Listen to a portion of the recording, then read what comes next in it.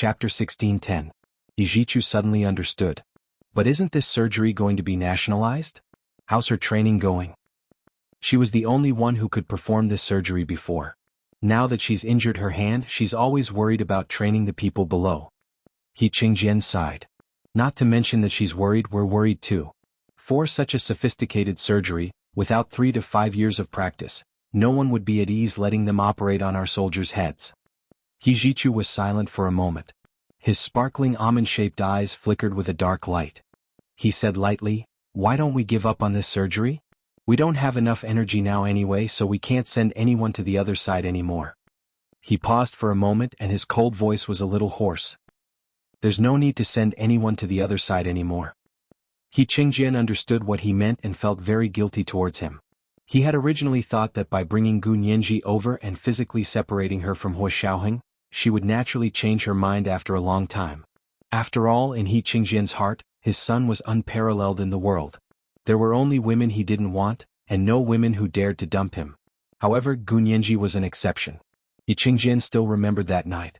He was surprised to see a young girl standing in front of the heavy sniper rifle bullet without hesitation.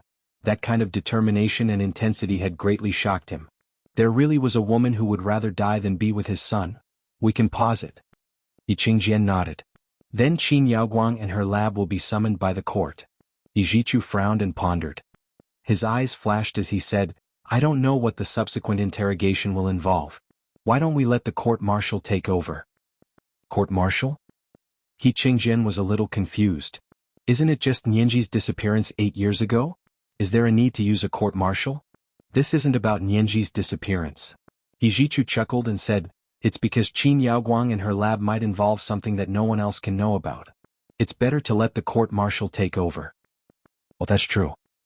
He Qingjian patted his head and smiled. Her memory-stripping surgery was led by her lab. If it's summoned to court, if it involves this, Qin Yaoguang didn't violate the rules and perform this kind of surgery on others, right? Hijichu drummed his fingers lightly on the desk. His expression was indifferent, but the sharpness in his eyes was like a long, hidden knife. Should we send someone to keep an eye on her lab? He Qingjian narrowed his eyes. There are people in the military keeping an eye on her lab. But there didn't seem to be any violations in these years. At least there hasn't been any inappropriate news. Hijichu nodded. She'd better behave herself. If not, then it's definitely not a small mistake. Probably not in the past few years. He Qingjian narrowed his sharp eyes, and the deep wrinkles at the corners of his eyes appeared. After you left, I agreed to marry her. In the past few years, she has been wholeheartedly with our family and rarely goes to the laboratory to do experiments. She really wanted to have a child with me. I saw that she was getting on in years, so my heart softened and I agreed to let her use the sperm that I had frozen back then for artificial insemination. She got pregnant. Unfortunately, the child couldn't stay and was miscarried not long after. He Qingjian shifted his gaze and looked out the window at the lonely winter scenery. He recalled and said, later she had to give up. At that time, when Shi happened to be chased back by you. She stayed by Qin Yaoguang's side, took care of her and accompanied her. Qin Yaoguang brought her with her to relieve her boredom. Hijichu scoffed. No wonder Qin Yaoguang suddenly treated Wen Shui so well after Nianji disappeared. One of them was the daughter of a gardener, and the other was a world-famous scientist and the head of brain surgery. They had no interaction at all. But if the person who really wanted to kidnap Gu Nianji 8 years ago was Qin Yaoguang, what was she thinking? He Qingjian was very confused about this. If she wanted to see Nianji, she could come to our house to see her every day. We didn't isolate Nianji. She could see anyone she wanted to see anytime, anywhere. After watching the video of today's trial, although there was no substantial evidence, he had a hunch that Qin Yaoguang was the mastermind behind the kidnapping of Gu Nianji 8 years ago. And I remember that when Nianji was at our house, she actually didn't like Qin Yaoguang very much. She rarely came to see her, or rather, in the past 6 years, the number of times she came to see her can be counted on one hand. She could have come to see her in person, but she didn't. She even instructed our gardener to set up such a trap to kidnap her, and then blamed everything on that lunatic. He Qingjian was even more confused. Is Qin Yaoguang trying to hide something from us? He Jichu didn't have a good impression of Qin Yaoguang. He sneered and turned his head. He said disdainfully, "Who knows what she's thinking? I think she's even crazier than Gu Xiangguan." At the mention of Gu Xiangguan, He Qingjian's expression immediately changed. Don't mention that lunatic's name in front of me. He Jichu's eyes dimmed. He picked up a ballpoint pen from the desk and played with it. He suddenly said, Dad, Nianji's kidnapping case back then has already proven that there's something else going on. Although Gu Xiangwen was involved, there's a high chance that it's different from what we thought. So? He Qingjian looked at him with a dark expression. He slammed the table and shouted, What are you trying to say? I think Nianji's kidnapping case back then was a battle between that lunatic and Qin Yaoguang. Qin Yaoguang just lost the battle, but that doesn't mean that lunatic is innocent.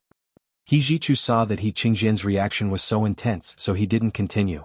He changed the topic and said aloofly, What do you think of Nianji's legal skills? Especially her ability to be a trial lawyer? He Qingjian was immediately full of praise. Very impressive. Your mother wasn't as sharp and experienced as she was at her age. She just turned 20, right? I remember that your mother first went to court and became famous when she was 24. He Jichu, how could he forget that his father was his mother's greatest admirer? He Jichu sighed in his heart and said with a smile, I think she's pretty good too. You know, in the other world I was her mentor. I taught her a lot of things that I learned from my mother.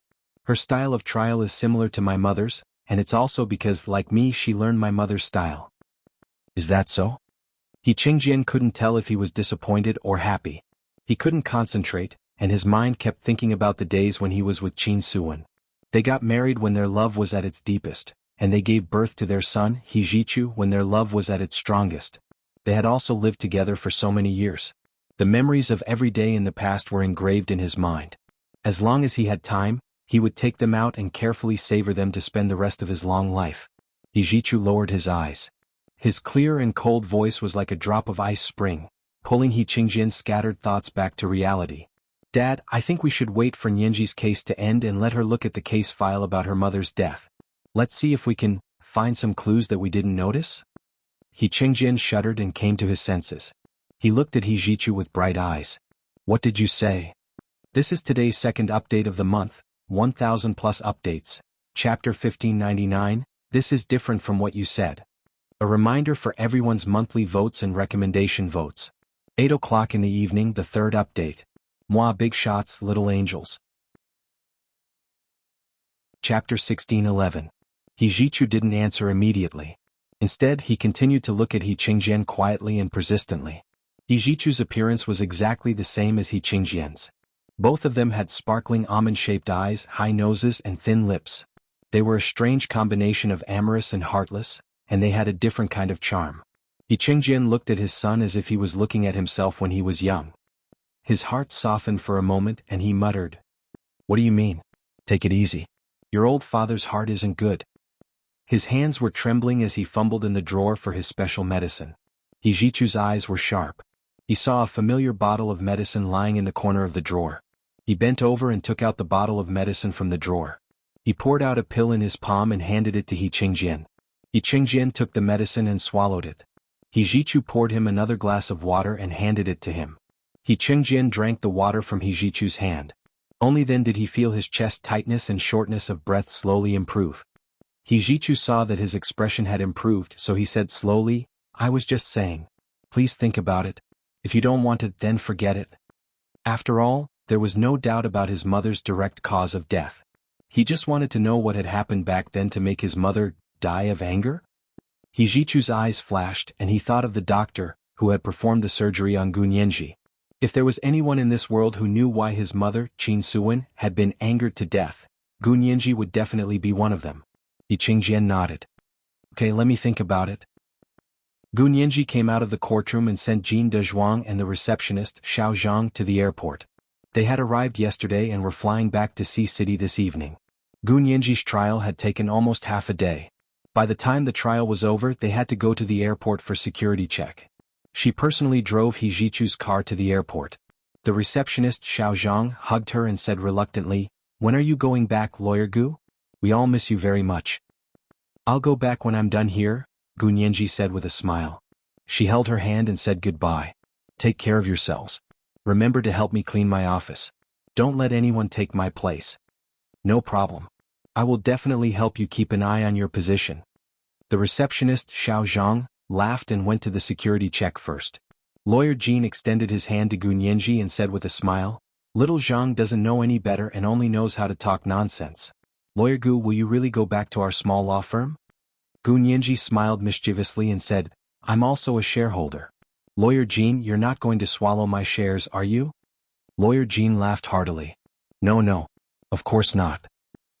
After sending Lawyer Jean and the receptionist, Xiao Zhang, off, Gu Nianji drove back to her rented apartment. As soon as she came out of the elevator, Lu Jin ran out of his suite impatiently. He smiled and held out his hand to her. "Congratulations. Victory in the first battle."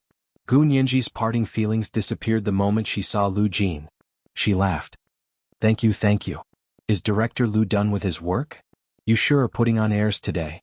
Lu Jin immediately complained to her anxiously, "It's all Boss Lu's fault. He left as soon as he said he would, and he even dragged me away. Otherwise I would have stayed until the end of the trial." The two of them chatted and laughed as they entered Gu Nianji's suite. Lu Jin went to the kitchen to warm up the milk for her with ease. Gu Nianji put down her briefcase and stretched. "Dad, I'm going to take a shower." "Hurry up and go. There's rose essential oil that I personally made for you in the bathroom. You just need to drip 2 drops in the bathtub. It'll help with skin care, beauty, and rest your mind." When Lu Jin had nothing to do, he would think about the things that women used. He only hoped that one day he would be able to give it to his daughter as a gift. Now that his wish had been fulfilled, he had changed his way of presenting his treasures. Gu Nianji was extremely happy. She walked over and hugged Lu Jin's arm. She leaned her head on his shoulder and said reluctantly, "Dad, you're so good to me. I can be even better to you." Lu Jin patted her head.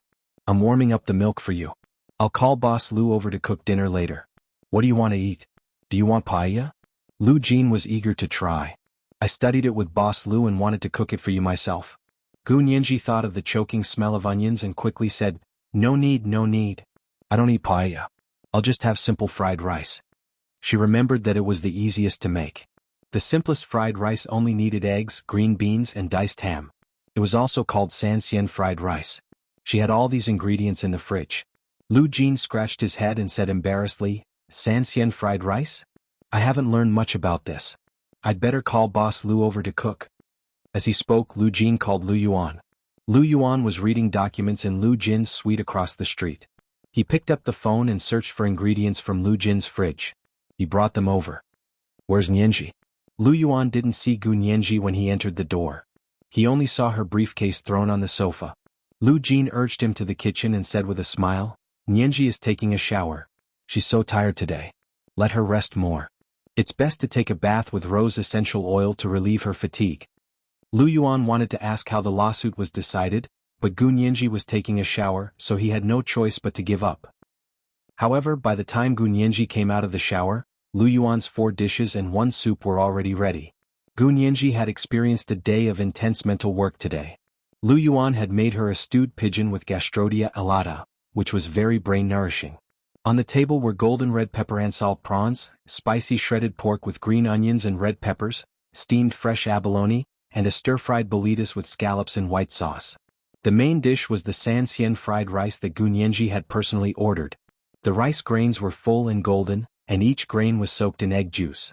The fresh green beans were sweet and refreshing, and the fresh prawns were marinated with a little yellow wine.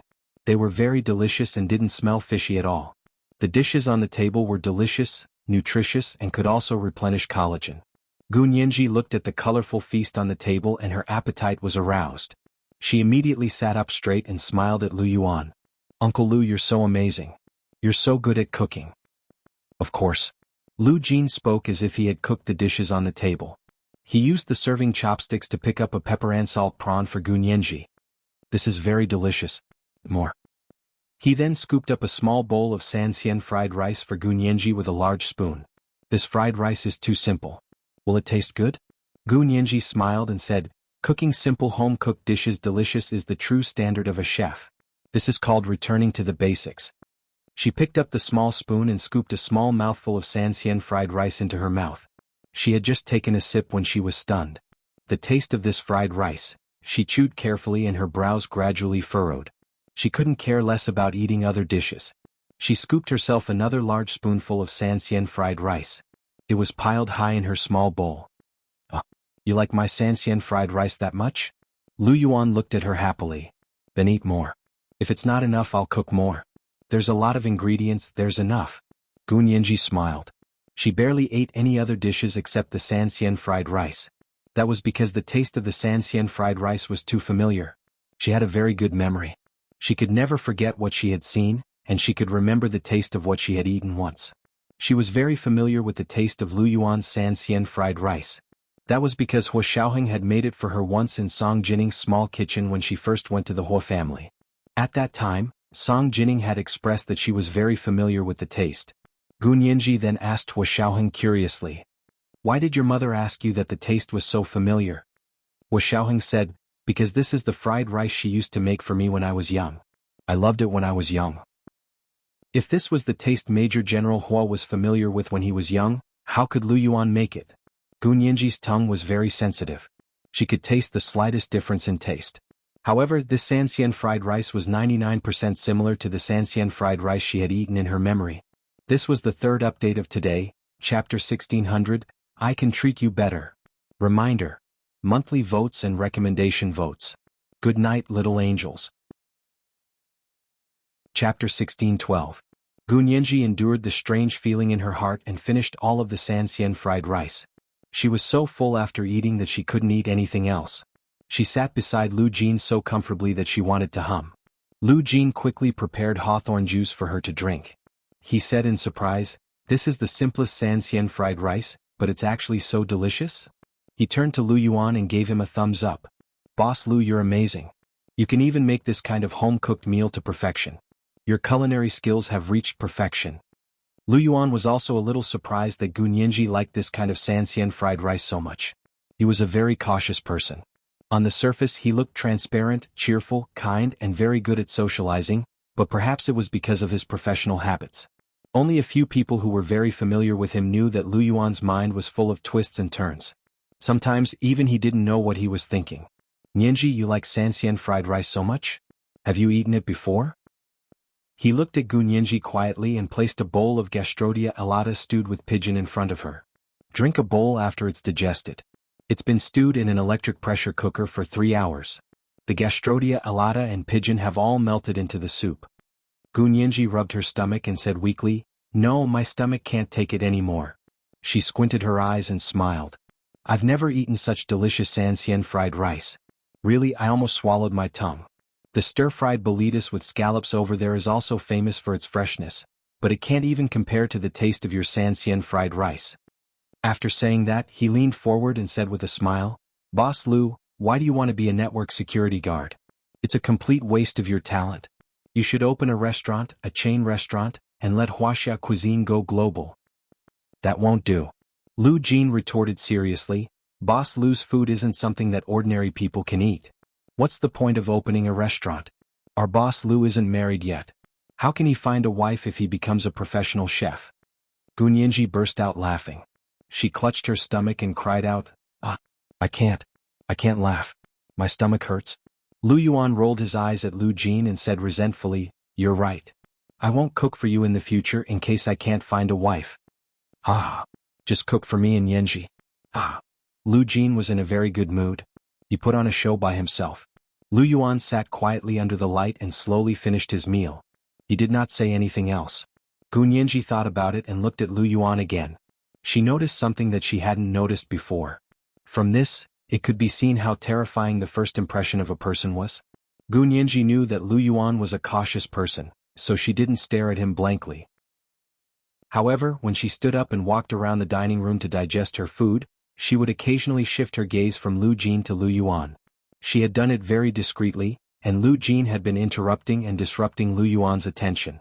Therefore, during the meal, Lu Yuan did not notice that Gu Nianji was secretly observing him. After dinner, Lu Jin was urged by Lu Yuan to clean up the dishes and the kitchen. Soon, the rumbling sound of the dishwasher came from the kitchen. Lu Yuan held a cup of tea and went to the living room to chat with Gu Nianji. What was the final verdict on the case? Lu Yuan left early and did not hear the final verdict. Gu Nianji sat cross-legged on the sofa and rested her cheek on one hand. She smiled and said, "The trial isn't over yet. Wen Dao and Liang Meili are definitely guilty and will be sentenced. Wen Shuyi is very cunning and escaped. She can be bailed home for the time being. There's also Qin Yaoguang in her lab.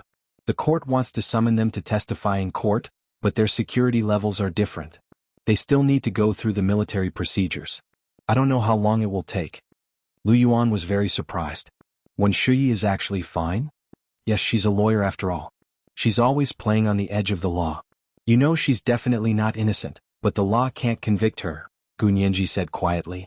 Gu Nianji said quietly, look, no matter how I tried to persuade her in court, she refused to say who the man and the little girl she saw were. She gritted her teeth and said that she only saw those two people and didn't know who they were. Lu Yuan thought for a moment and understood. The mastermind behind the scenes has made quite a thorough arrangement. It seems like they really prepared a man and a little girl to get into the car at the corner of the street. That's for sure. Gu Nianji leaned back on the sofa and rested her arms on the back of the sofa. Her bright eyes darted around. Don't forget there are also two passerby witnesses. They also saw it, and their descriptions are very similar to Gu Xiangguan and me when I was 12 years old. So, there must be two doubles. When Shuyi's explanation was considered to be based on the situation at that time, but she really saw it and didn't lie. Moreover, she also said that she didn't know who it was, so there was no legal misdirection or framing. Even if these two doubles were found in the end, she would still be innocent. Gu Nianji spread out her hands with a look of pity on her face. This person is indeed very cunning, and she always leaves a way out for herself.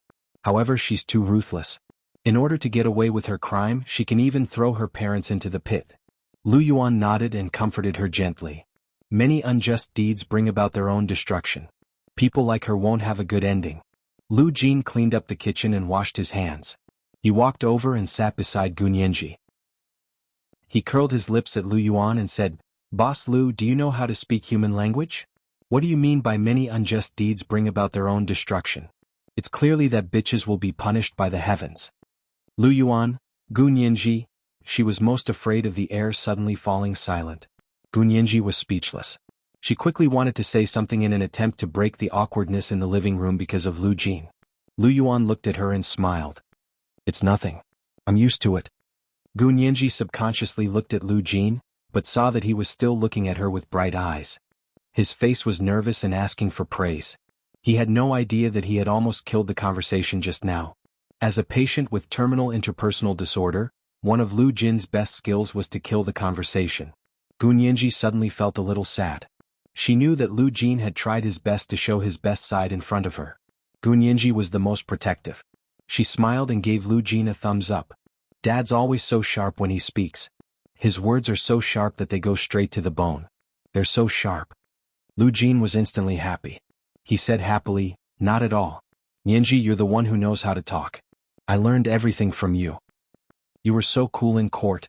Even Lawyer Qin wasn't as eloquent as you were at your age. You've really surpassed your master. Gu Nianji covered her mouth and laughed. Suddenly she felt that something was wrong. The student had surpassed the master? How could these words be used between her and Qin Suwen? The corners of Gu Nianji's mouth twitched. Dad, I've surpassed my master? If young master he hears this, he'll talk to you. Sometimes you have to be artistic when you speak. You can't use words carelessly. Lu Jin was stunned for a moment. He scratched his head and stiffened for a moment, but he quickly came back to his senses. He laughed and said, I'm not wrong. Lawyer Qin personally took care of you back then. Although it was only for 2 years, TSK, if she could have taken care of you until now, how amazing would you have been?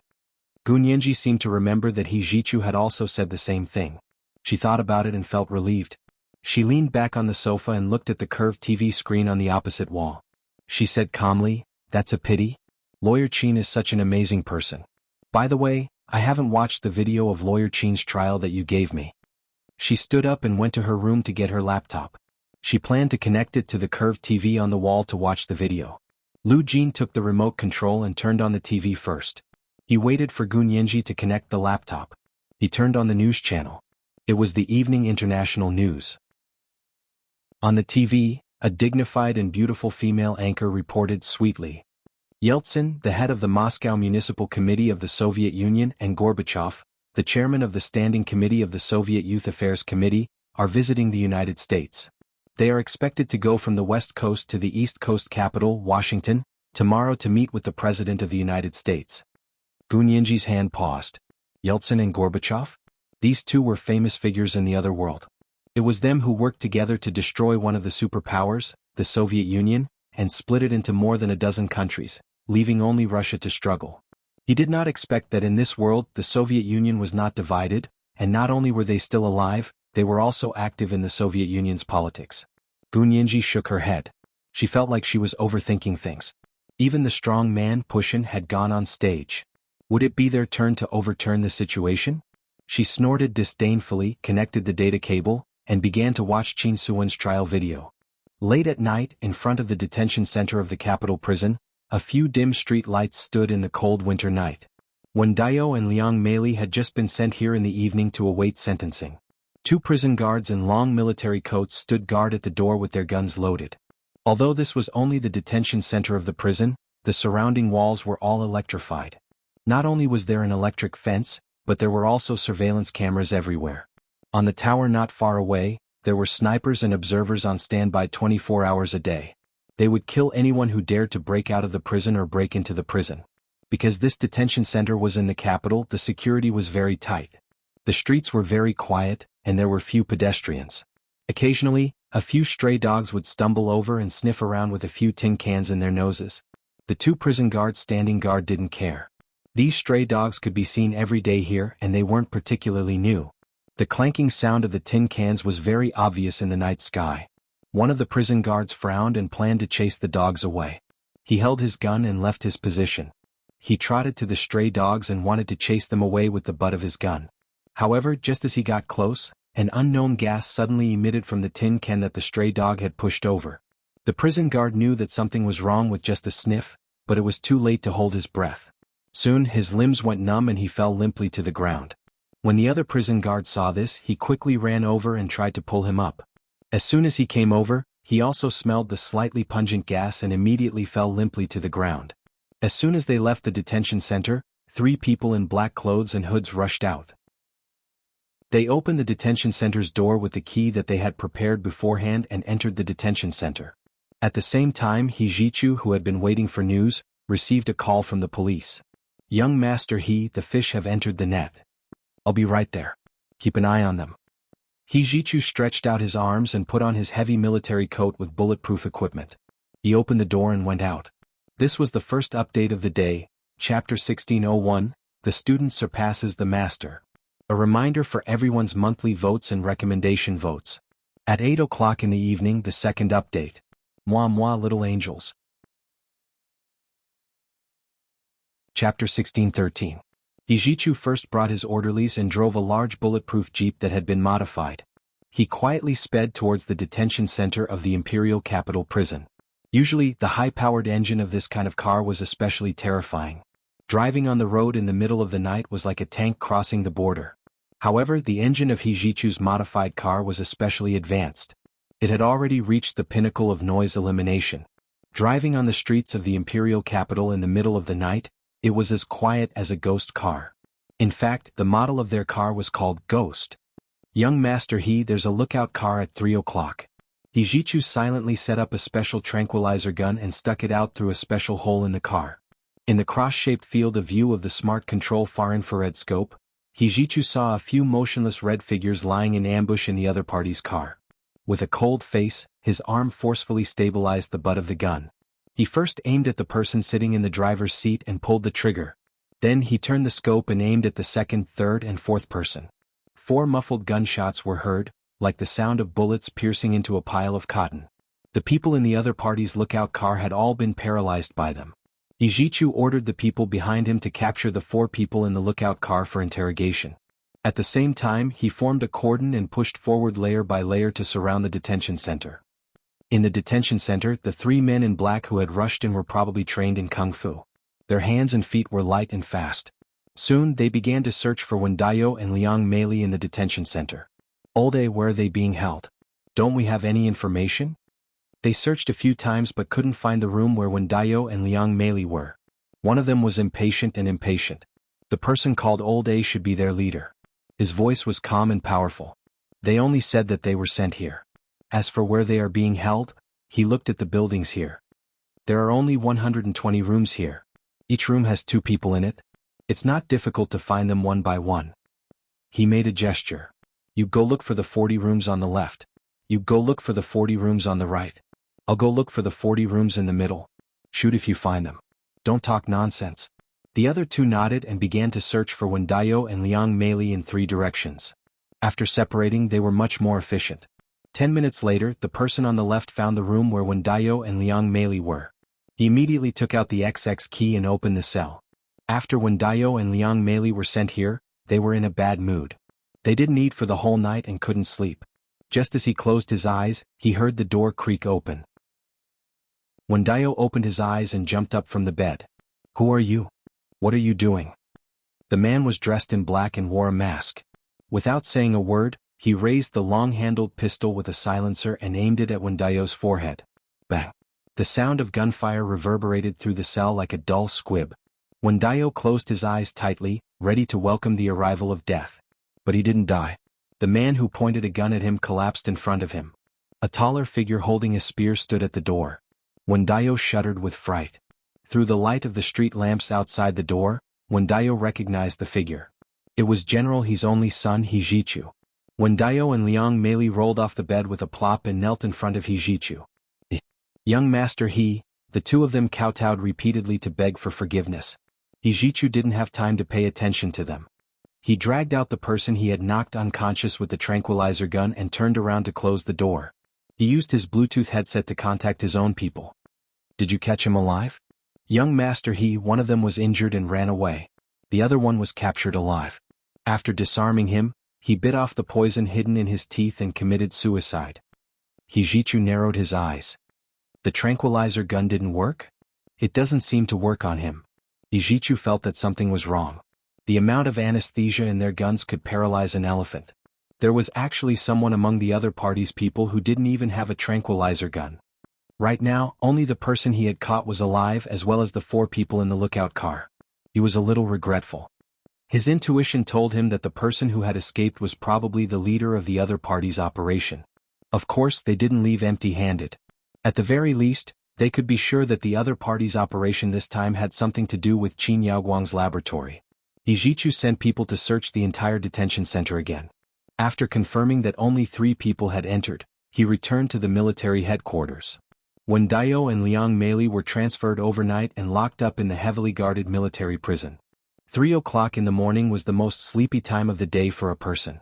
Wendayo and Liang Meili had been scared time and time again since yesterday. They were already exhausted. Even so, at this time, they still couldn't resist the persistence and inertia of the human body's biological clock. Their minds were a mess and they wished they could fall asleep on the spot. But they couldn't sleep. The two of them sat in the brightly lit interrogation room and tried their best to keep their eyes open. They watched the young master of the He family, Hijichu, walk in wearing a cold dark green military uniform. Young Master He. Wendayo's eyes turned red again. He hunched his back. Thank you, young Master He, for saving my life. He didn't have to be very smart to know that the person who came in first tonight was here to kill him and Liang Meili. As for why he wanted to kill him and Liang Meili, he knew very well. Hijichu sat down in front of them and crossed his long legs. His sparkling almond-shaped eyes were as cold as snow. He played with a small silver pistol the size of a palm in his hand and said coldly, "Sit." Wendayo and Liang Meili trembled as they sat down on the bench opposite him. There was a long table used for interrogation between Hijichu and them. There was paper and pens on it. Generally speaking, there was a special clerk for interrogations here. However, Hijichu interrogated them in the middle of the night and had to keep it a secret, so there was no special clerk. Hijichu had already asked someone to turn off the surveillance cameras. The two of them would write down what he asked here and then press their fingerprints on it. Tell me who ordered you to kidnap Miss Gu. Hijichu went straight to the point. Wendayo shivered. He lowered his head and cried bitterly. Young Master He, Shui's mother and I were blinded by lard and did such a wrong thing. We won't dare to do it again, in the future? You still want to have a future? The corners of Hijichu's mouth twitched. What misunderstandings do you have about the He family? Do you really think we are benevolent bodhisattvas? Idiots who were fooled by you? Wendayo blinked and carefully raised his head to glance at Hijichu. He saw that his expression was indifferent, no different from usual. In addition, he had specially rushed over to save their lives tonight. He inevitably had the illusion that Hijichu still valued them very much. Why did he value them? It was definitely not because of them, so it must be because of their daughter, Wen Shui. Wen Dao and Liang Meili both knew that ever since Gu Nianji disappeared, Wen Shui had indeed taken over Gu Nianji's position and moved into the He family's mansion to take care of He Jichu, who was ill. Later, she became He Jichu's personal secretary and followed He Jichu on business trips all over the world. The two of them should still have feelings for each other, right? Wen Dao and Liang Meili looked at each other and quickly said, "No, no, Mr. He and young Master He are both good people. We are indebted to you. We won't be able to repay your kindness even if we work hard for the rest of our lives. We did something wrong. Please let us go on account of Shui, young Master He." "Let you go? Why didn't you let Nianji go back then? She was only 12 years old. What did you want to do to her when you kidnapped her?" Ever since He Jichu found out that the culprit behind Gu Nianji's kidnapping 8 years ago was not Gu Xiangwen, but Qin Yaoguang, He Jichu had an extremely bad feeling. This was a possibility that he had never thought of before and had never dared to think of. Wen Dao trembled in fear. "We didn't want to kidnap her. It wasn't us." "Then who was it?" He Jichu stood up and propped himself up on the long table. He leaned forward and asked aggressively, "Is it Qin Yaoguang? What did she want to kidnap Nianji for? Tell me." Liang Meili mustered up the courage to look at He Jichu and chattered on. "We can tell you, but we have a condition. If you can get engaged to our Shui, I'll tell you who asked us to do it." "You want to negotiate with me?" He Jichu couldn't take it anymore. With a loud slap, he slapped Liang Meili off the bench and onto the ground. "Looks like you really misunderstand me." Then he kicked Wen Dao in the chest. Wen Dao cried out in pain and fell to the ground with Liang Meili. Wen Dao endured the pain and helped Liang Meili up, only to find that her face was swollen from the slap. Liang Meili tilted her head and spat out a bloody tooth. Covering her cheek, she looked at He Jichu, who was filled with murderous intent, in fear.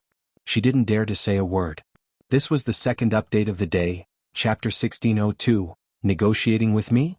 A reminder for everyone's monthly votes and recommendation votes. P.S.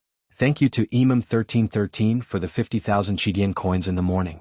Congratulations to Imam1313 for becoming the 28th leader of Hello, Major General. Update. There must be an update tomorrow. Moi, all the big shots and little angels. Chapter 1614. He Jichu stood in the interrogation room. His tall figure blocked the light, casting a patch of darkness on the ground in front of him. Liang Meili looked at He Jichu with fear, her teeth chattering. He Jichu pointed at Wen Dao and Liang Meili, who were lying on the ground, unable to move. He said with a cold expression, "I'll give you 5 minutes to think about whether you want to say it or not. Don't be shameless." He opened the door of the interrogation room, walked out and slammed the door shut. Standing at the door, he lit a cigarette, took a long puff and slowly exhaled. In the interrogation room, Wen Dao and Liang Meili were stunned for a while before they helped each other up from the ground. Liang Meili covered her face and sobbed. "Why is young Master He like this? We watched him grow up. He's never hit anyone. He's never hit us servants." Wen Dao corrected her with a bitter expression. "But he's a soldier with a gun. How kind do you think he can be?" This tall and noble young master had always been very polite to the servants.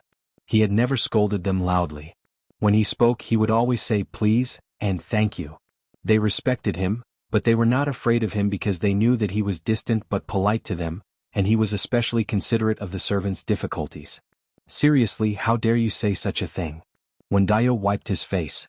"Why don't you look at when young master He can shoot us for what we did? But he treats our Shui differently."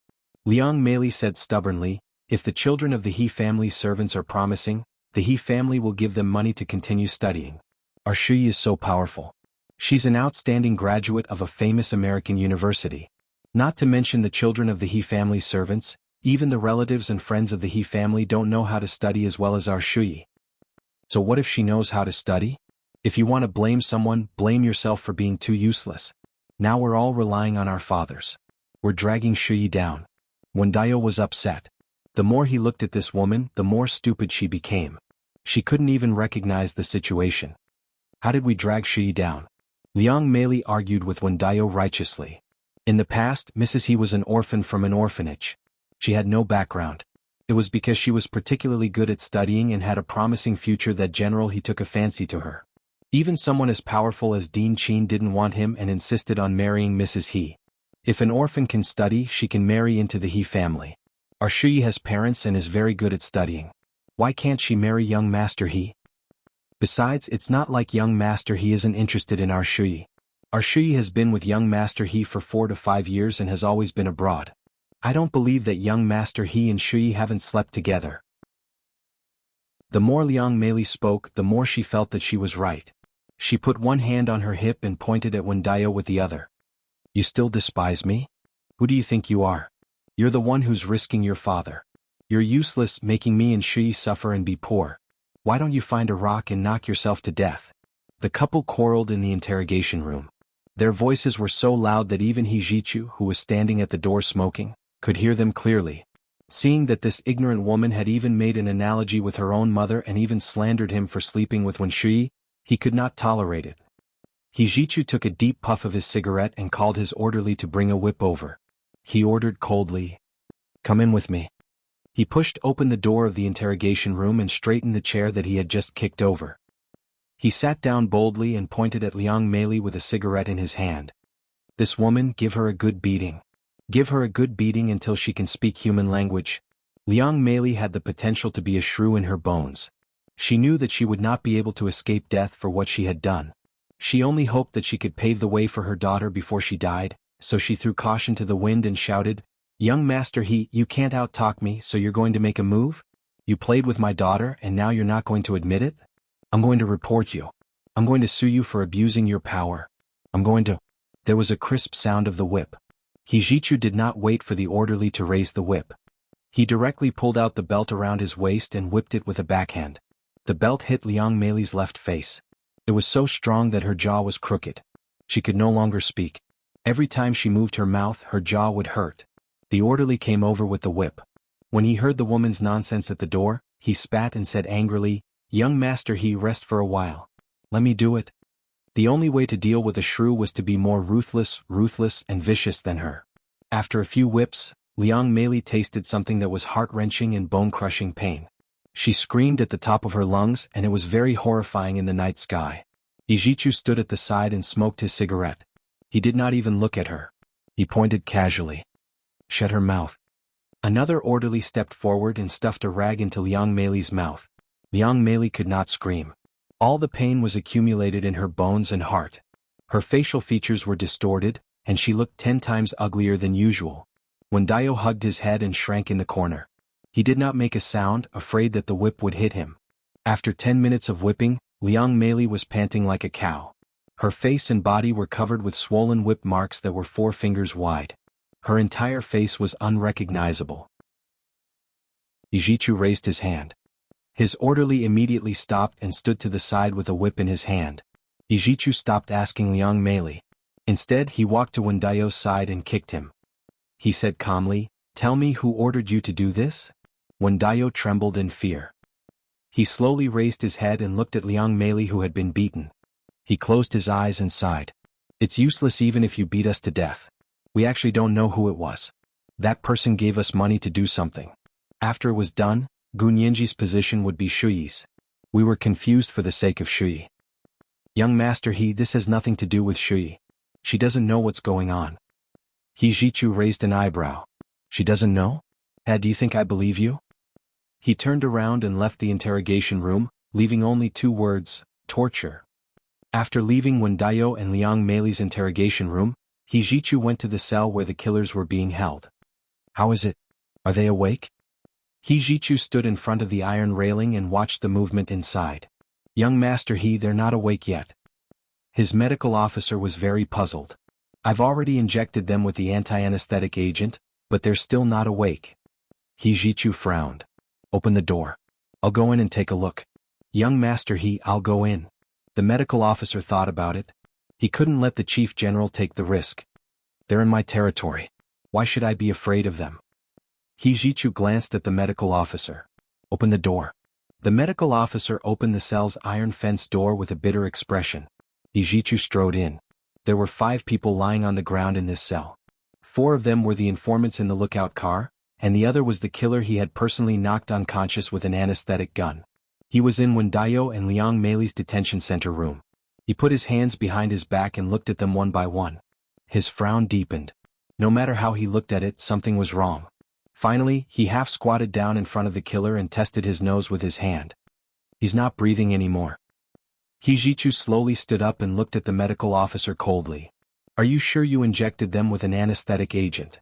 Young master, if I used any other agent, I will accept military punishment. The medical officer saluted without hesitation. He was not afraid of Hijichu's gaze at all. Then what's going on with them? Hijichu pulled the medical officer over. His cold face was as cold as snow. Look for yourself. Hijichu let go, and the medical officer rushed over to check on the 5 motionless people. The more he checked, the paler his face became. In the end, his face was ashen as he sat on the ground. He said in a sobbing tone, "Dead? They're all dead. But, they were just unconscious just now. I checked them. I still have the examination records to prove it." Hijichu was also very angry. It wasn't easy for him to set up a trap when the other party wasn't paying attention. In the end, these bastards who were caught died right under their noses. How did the other party do it? Hijichu took out a cigarette and lit it with a lighter. He took a long puff. Get the forensic doctor to do the autopsy. Hijichu walked to the side. I'll send someone to observe. Soon, the army's senior forensic doctor rushed over overnight and performed a detailed autopsy on the 5 people. When the next morning came, the autopsy results were out. Young master, these people were indeed only shot with an anesthetic gun. The medicine they were injected with was also a special medicine to relieve anesthesia. There were no other poisons in their blood. Then how did they die? Hijichu raised his eyelids and asked expressionlessly. Don't tell me they committed suicide. The forensic doctor looked at the medical officer awkwardly. The two of them looked at Hijichu together and said, they were killed by remote control. Hijichu, the forensic doctor quickly placed the results of their test in front of Hijichu. Young master, please take a look. This is their brains. There was a small explosion inside, causing the brain stem to die. The reason is that their brains have been implanted with a chip. This chip is a little similar to the chip that our military is developing for robot warriors. Hijichu's eyes flashed. Similar? How similar? It can be said that the chip implanted in their brains is only the prototype of the chip that we are researching. However, the chip that we are researching is not for human use. Even if their chip is only the prototype, it won't be a problem for them to be implanted in the human brain as a small-time bomb. This could be said to be a different kind of human bomb. Hijichu's face darkened as he listened to the forensic doctor and the medical officer explain the chip in these people's heads. He threw away the cigarette butt in his hand. Immediately sign an order from the military to arrest Qin Yaoguang and all her experimenters. Seal off Qin Yaoguang's laboratory. This was the first update of the day, Chapter 1603, it doesn't have anything to do with it. Remind everyone of your monthly votes and recommendation votes. There will be a reward and update at 1 o'clock in the afternoon. At 8 o'clock in the evening, the third update. Moi, all the big shots and little angels. Chapter 1615. The sky was bright. On the highway of the imperial capital's third ring road, one military vehicle after another sped towards the Qin Corporation's private hospital. Qin Yaoguang's laboratory was located in a 5-story gray building inside the Qin Corporation's private hospital. From a high vantage point, the building was shaped like a concentric circle. The outer circle of buildings was arranged in a circular shape, and there was a small circle in the middle. This was the core department of the laboratory. Qin Yaoguang was not only a biomedical expert, but also the leader of the brain surgery department. Her laboratory had both medical and biological research functions. In addition, she had been working with the military for the past few years to carry out memory stripping surgery. She had also opened up a special area to serve the military. This area was guarded by the military, and it was not connected to the other departments of the laboratory. At that moment, Qin Yaoguang was sitting in her office flipping through some documents. The phone on her desk rang. It was the secretary's internal line. Qin Yaoguang pressed, "Answer." "What is it?" she asked without looking up. "Dean Qin, lawyer one wants to see you." The secretary's voice was sweet and her tone was tactful. Because Gu Nianji's disappearance case from 8 years ago had been reopened, Qin Yaoguang took the opportunity to block Wen Shuyi's phone. She didn't want to attract attention at this juncture. "I'm very busy. Let her make an appointment." Qin Yaoguang still didn't want to see Wen Shuyi, but Wen Shuyi took the phone from the secretary and said directly, "Dean Qin, something happened in court yesterday. I think I need to tell you."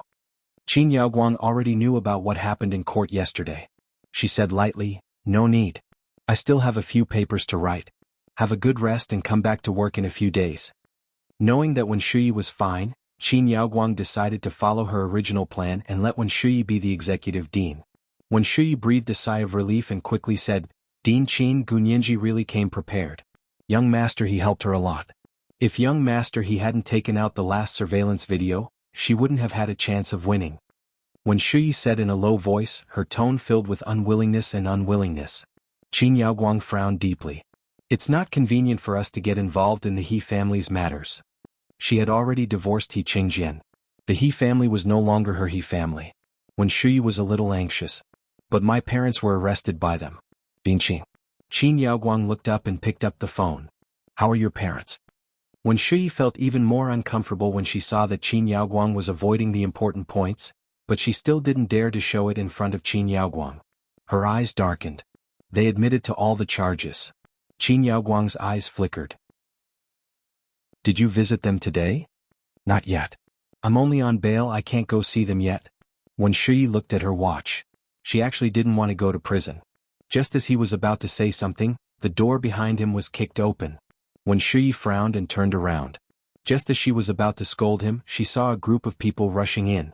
He Jichu, who was walking in front, had a murderous look on his face as he strode past her. He was wearing a dark green military uniform, and the belt around his waist was tight around his thin waist. His long strides were so big that he could catch up with her 2 or even 3 steps. Wen Shuyi looked at He Jichu's back with a complicated expression. She thought to herself that she liked He Jichu the most when he was wearing a suit and standing on the podium. That was truly the epitome of a young man who was unparalleled in the world. What are you doing? How did you get in here? Get out, get out." The secretary wearing thick glasses rushed out of the secretary's room. When she saw a group of men in military uniforms, she stopped in her tracks and covered her mouth. "Young master He? What are you doing? Are you going to see Dean Qin?" The secretary had been with Qin Yaoguang for many years and was familiar with He Jichu. He Jichu pushed her away and asked coldly, "Where's Qin Yaoguang?" "In the office inside," the secretary replied in a daze. She felt that something was wrong and took out her phone to send Qin Yaoguang a message. He Jichu knocked her phone away and waved his hand. A soldier wearing white gloves stepped forward and showed her an arrest warrant. "This is an arrest warrant issued by the military court. Take all of you away." When the secretary heard that she was also involved, her mind buzzed and she almost fainted on the ground. When Wen Shuyi saw this, she quietly moved towards the door. A soldier blocked her at the door with a gun and scolded, "Stand still. I'm not a staff member here. I'm a lawyer. I have something to discuss with Dean Qin." "I just finished talking," Wen Shuyi said carefully. Wen Shuyi spoke carefully as she stole glances at He Jichu's back. She was very worried that he would arrest her as well. But on second thought, she had indeed done it flawlessly. From a legal point of view, there was no problem at all. She straightened her back again and said calmly, "Let me out. My name isn't on your arrest warrant." She wasn't the executive director of the Qin family's private hospital, nor was she a member of Qin Yaoguang's laboratory. The soldier asked his superior for instructions. Seeing that Wen Shuyi was indeed not on the arrest warrant list, he let her go. He Jichu had sent someone to monitor Wen Shuyi, so he didn't stop her. His current target was Qin Yaoguang and her laboratory. Wen Shuyi was left to catch the big fish. From yesterday's trial, He Jichu knew very well that Wen Shuyi's parents must have been able to establish a relationship with Qin Yaoguang because of Wen Shuyi. Saying that Wen Shuyi didn't know anything?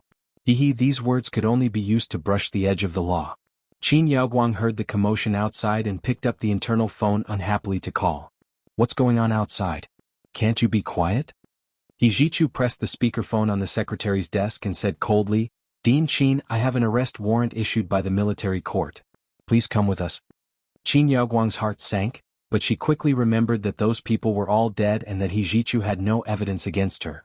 She quickly calmed down and said calmly, "Why did the military court issue an arrest warrant for me? Do you have evidence? If you don't have evidence, please leave." He Jichu really didn't have any evidence about what happened last night.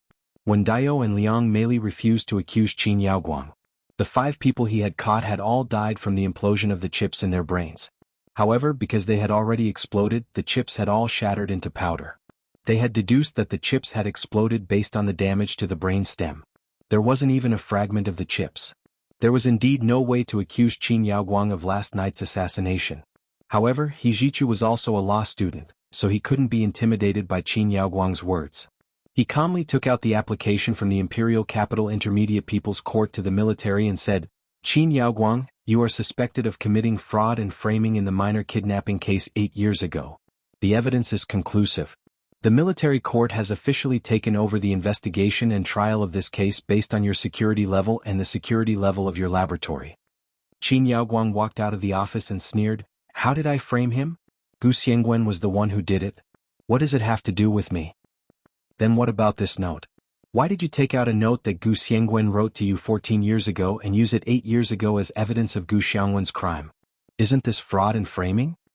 He Zhichu took out a copy of the note and waved it in front of Qin Yaoguang. Qin Yaoguang raised her head. "I don't know about that. This note wasn't written to me and I don't know why it appeared again." Yes, it wasn't written to you, it was written to your entire laboratory, so everyone in your laboratory has been summoned. Please follow us back to assist in the investigation. He Zhichu said casually as his gaze swept across Qin Yaoguang's office. Qin Yaoguang looked at the application from the Imperial Capital Intermediate People's Court and the arrest warrant issued by the military court. She sneered, "I'm warning you, young Master He, I'm not Wen Shuyi's powerless parents. If you want me to take the blame, I won't sit still and wait for death." He Zhichu smiled, revealing his white teeth. "You mean when Daio and his wife are taking the blame?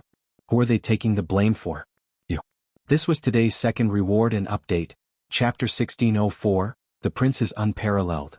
The 50,000 Qidian coins, Immortal Fate, rewarded by the leader of the Alliance, Imam 1313, yesterday had been delivered.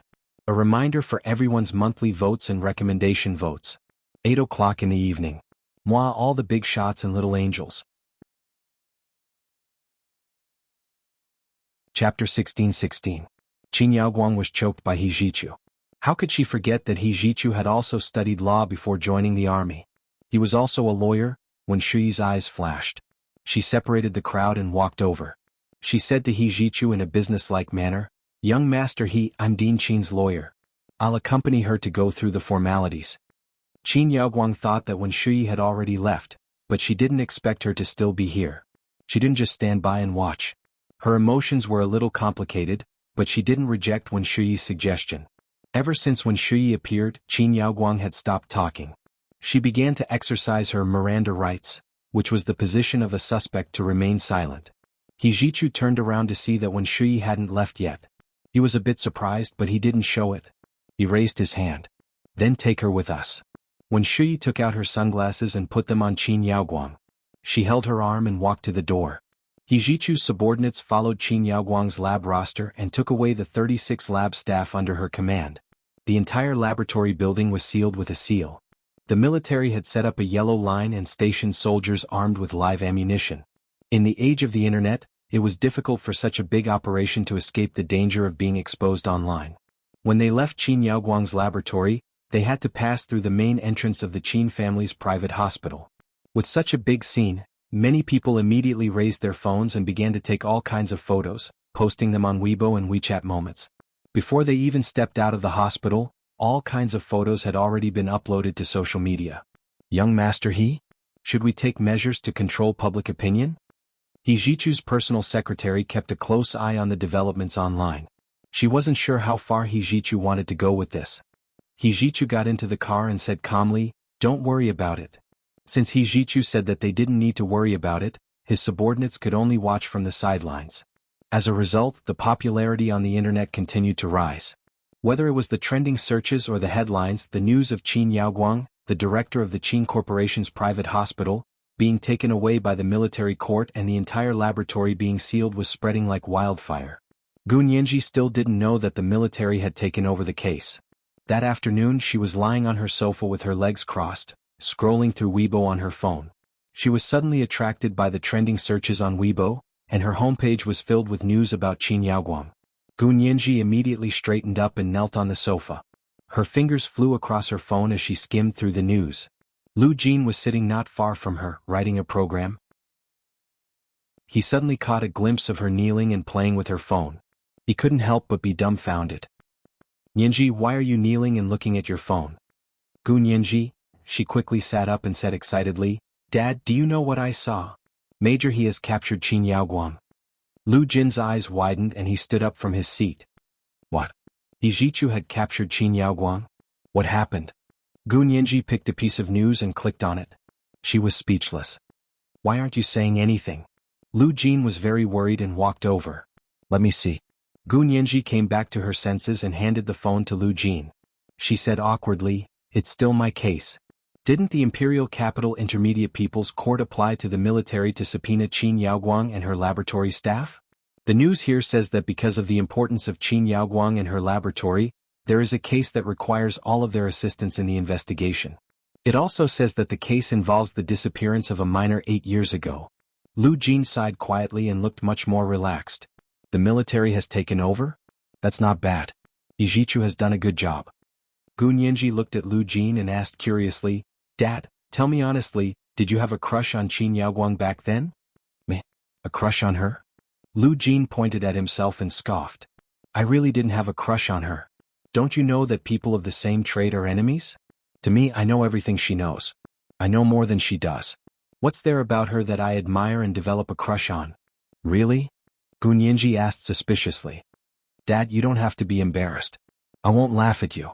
Even if you liked her, it was the result of your hormones acting up. It's fine as long as you don't like her now." Lu Jin rolled his eyes and put his legs on the coffee table. He crossed his feet and said, "I didn't like her in the past, now and in the future. Don't worry." Gu Nianji looked at Lu Jin for a while. Seeing that he wasn't reluctant at all, she nodded and said, "Okay, I believe you. Then you can't object to what I'm going to do next." Lu Jin looked up at her and felt a little uneasy. "Nianji, are you really going to deal with Qin Yaoguang? But if she makes your constitution and your genes public, have you ever thought that you might be a lab rat for the rest of your life?" Gu Nianji shook her head and said confidently, "No, the worst-case scenario is that my constitution will be made public by her. But I won't be a lab rat for the rest of my life because I want to return to the other world. There, Major General Huo will protect me and never let me become someone else's lab rat." When Lu Jin heard this, he slowly lowered his head and didn't dare to look into Gu Nianji's eyes. Because her eyes were so firm and persistent, as if she was telling the only truth in the world. The sun rose in the east and set in the west. The seasons alternated and fate cycled. Her faith was unbreakable. "What if you can't go back anymore?" Lu Jin asked softly. "Then what are you going to do?" "What if I can't go back anymore?" Gu Nianji rolled her eyes. Seeing that Lu Jin was depressed, she quickly understood how he felt. She smiled and sat down beside him. She held his arm and leaned her head on his shoulder. "Dad and young master, he will also protect me so that I won't become a lab rat." The gloom in Lu Jin's heart disappeared, and his mood immediately improved. He patted Gu Nianji's head and said in satisfaction, "That's more like it. Nianji, let Dad tell you something. Men may be unreliable and have a change of heart, but Dad definitely won't. Dad will do his best to protect you." Gu Nianji's eyes curved and she smiled. "Dad, you don't have to be like this. Actually, what I mean is that Major General Hua is a very responsible person. When it comes to love, he may be unreliable and he may have a change of heart, but he will still protect me and definitely won't let me suffer that fate. Because this is his duty. His duty is to protect ordinary people like us from the torment of bad luck." She was indeed not that confident in her love for Hua Xiaoheng, but she had extraordinary confidence in Hua Xiaoheng's principles as a soldier. Lu Jin was a little embarrassed and nodded. That's good, that's good. What a pity. If only I hadn't been so impulsive back then and hadn't fought an energy war with He Qingjian. Without energy now, they were like housewives who couldn't cook without rice. They had the technical equipment but they couldn't activate it. Gu Nianji quickly tried to persuade him. "It's okay. If I really want to go back, there will always be a way. Besides, my target now is Qin Yaoguang. I won't go back until I send this woman to prison." Lu Jin blinked and looked at her nervously. He wanted to say something but hesitated. This was today's third update, Chapter 1605, Enemies of the Same Trade. A reminder for everyone's monthly votes and recommendation votes. Moi, all the big shots and little angels. Chapter 1617. Sensing Lu Jin's uneasy expression, Gu Nianji thought he was still worried about her, so she said, "Dad, don't think too much. Actually, in my opinion, Qin Yaoguang might not dare to expose my special constitution. It's best if she still has some sense. Lu Jin said angrily and looked away uncomfortably. But she's now under young Master He's control, and your next interrogation will be held in a secret military court. Even if she goes crazy and announces it, the number of people who know will be limited. With Ijichu around, they won't dare to touch you. Gu Nianji nodded and smiled. Yes, that's what I think. So I'm not worried. I need to prepare how to deal with it in court now. Qin Yaoguang and the people in her lab weren't confirmed suspects yet. They had an even bigger battle ahead of them in court. Lu Jin was very satisfied with her reaction and said, "Have you finished watching young Master He's mother's trial video? Did you learn anything?" "I finished." Gu Nianji thought of Qin Suwen's trial video and was full of praise. Young Master He's mother is indeed very impressive. Her performance in court was simply unparalleled. This woman's charm in court was not based on her face at all.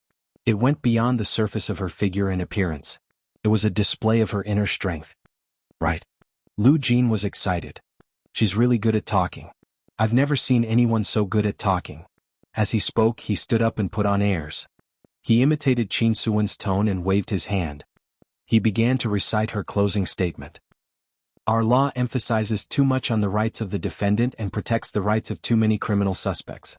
But what about the victims? Who will protect the rights of the victims? When the girl was raped and killed in the classroom, the suspect in the rape and murder case was tightly protected. No one saw his photo and not even his real name was released. The photo of the murdered girl, her real name and identity, were widely circulated on the internet. Why is that? Is it because the dead can't appeal for themselves? The dead no longer have human rights? Or is it that our conscience has become biased? Our law can no longer even meet the minimum standards of morality.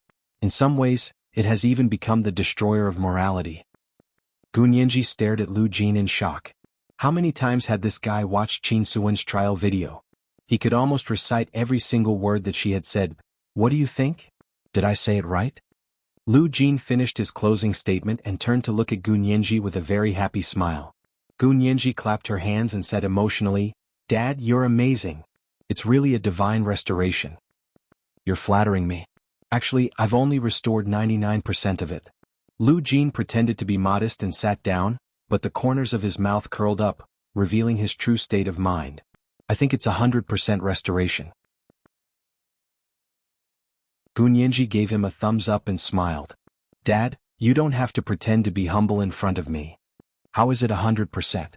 Lu Jin waved his hand and raised his eyebrows proudly. "She has a female voice and I have a male voice. This innate difference has to be deducted by 1 percentage point, so there's only 99% restoration." Gu Nianji, he had forgotten that Lu Jin was a very rigorous scientist. Gu Nianji rubbed her nose.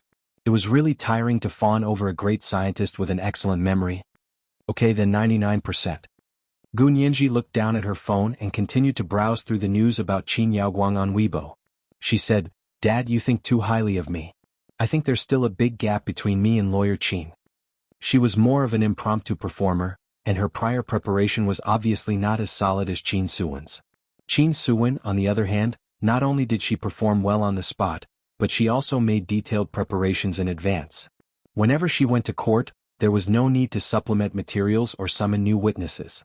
As long as she went on stage, it would be the final word, and the outcome of the battle would be decided.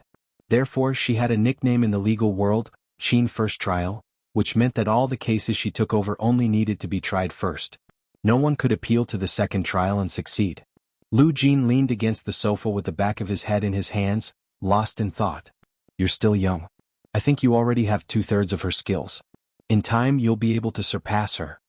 The corners of Gu Nianji's mouth twitched, but she didn't comment. She casually scrolled through the hot news on Weibo, but in her mind she was thinking about how she would break in when the court-martial began. The note was only one of the pieces of evidence. It would be very difficult to convict Qin Yaoguang based on this note alone. She had only been reading for a few minutes when she suddenly saw a piece of news quickly trending. A military vehicle caught fire in the suburbs, and Qin Yaoguang's laboratory staff were buried in the fire. Gu Nianji's heart skipped a beat. She quickly looked up and said, "Turn on the TV. Turn on the TV. See if there's any breaking news." It was better to watch the TV for such things. Lu Jin didn't understand, but he still took out the remote control and turned on the news channel on the curved TV on the wall. As expected, the breaking news was also being broadcasted live on the TV.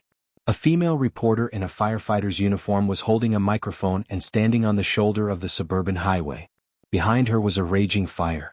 The fire covered the sky and the earth, emitting thick black smoke, dyeing the sky with a scar. Gun Yinji's heart tightened and her head felt a little dizzy. She quickly found Hijichu's number and called without hesitation. The phone on the other side rang a few times but no one answered. Gun Yinji was even more worried. Would Hijichu be okay? She had seen the news before and knew that he was the one who had personally arrested Qin Yaoguang and the people from her lab. Soon the TV news also confirmed this. Major General Hijichu of the military is in command at the scene. He's over there directing the fire, but he refuses to be interviewed. The female reporter who was broadcasting the scene seemed to be a little angry. She tried to break through the cordon with the microphone several times and rushed towards the burning military vehicle. However, the soldier in charge of the security was very helpful and stopped her without hesitation. The female reporter was angry. She pointed at the soldier's nose and scolded, "You're obstructing the freedom of the press. Let me tell you. What's your name? Military rank? Official position? Unit number? I'm going to complain to your superior." The little soldier's face was flushed red, but he still stood there motionlessly. He used his body to form a wall, isolating the sea of people in front of him and the sea of fire behind him. The female reporter turned around and said angrily to the camera, "The military has gone too far this time. Dean Qin is a famous brain surgeon in our country. Her lab has made outstanding contributions to our country's biological sciences and medicine. But the military arrested all of them with just a single arrest warrant." In the live broadcast room of the TV news channel, there was an anchor who was connected to the female reporter at the scene. All of them were very excited and their faces were glistening. Because another big news had happened. They didn't care how many people survived the fire or how they were going to put out the fire. They only knew that the ratings of their show were going to increase, and the topic was going to be hyped up. Only with high attention could traffic be realized. In order to hype up the show and enhance its appeal, they even hired experts to interact with the female reporters at the scene in the live broadcast room. They also opened a direct phone call to allow ordinary citizens to participate in the discussion. Soon, a few passers-by called in and unanimously condemned the military, especially Major General Hijichu's violent behavior. They also hinted that he had relied on his family background to rise to the rank of a young master soldier, and that the act of arresting Qin Yaoguang was actually an act of venting his personal anger. Gun Yinji, where did this pheasant come from? She quickly picked up her phone and called the hotline in the live broadcast room. However, after dialing for 5 minutes, the line was busy and she couldn't get in at all. Was it really that popular? Were there so many people calling at the same time that the line was busy? Or were they entertaining themselves and suffering from their own wrongs? Gun Yinji made up her mind and used her own Trojan horse program to hack into the hotline number. Nowadays, most of the calls were made over the internet. In order to save money, the hotline to interact with the audience was over the internet, so it was convenient for Gun Yinji. As soon as she used the Trojan horse program to hack into their internet phone backend, she discovered that there was indeed something fishy about the so-called audience hotline. There weren't many people calling at all, so it was impossible for the line to be busy all the time. Gun Yinji sneered and squeezed their pheasant phone until it was disconnected, then called in herself. To be on the safe side, her phone turned on the voice-changing system. Of course, the program that hid the IP address went hand in hand with the Trojan horse program. She identified herself as soon as she came up. "I'm a lawyer. What I want to say is that your female reporter on the scene is very unprofessional and has broken many laws." Gun Yinji continued eloquently, "First of all, with an arrest warrant you can arrest people.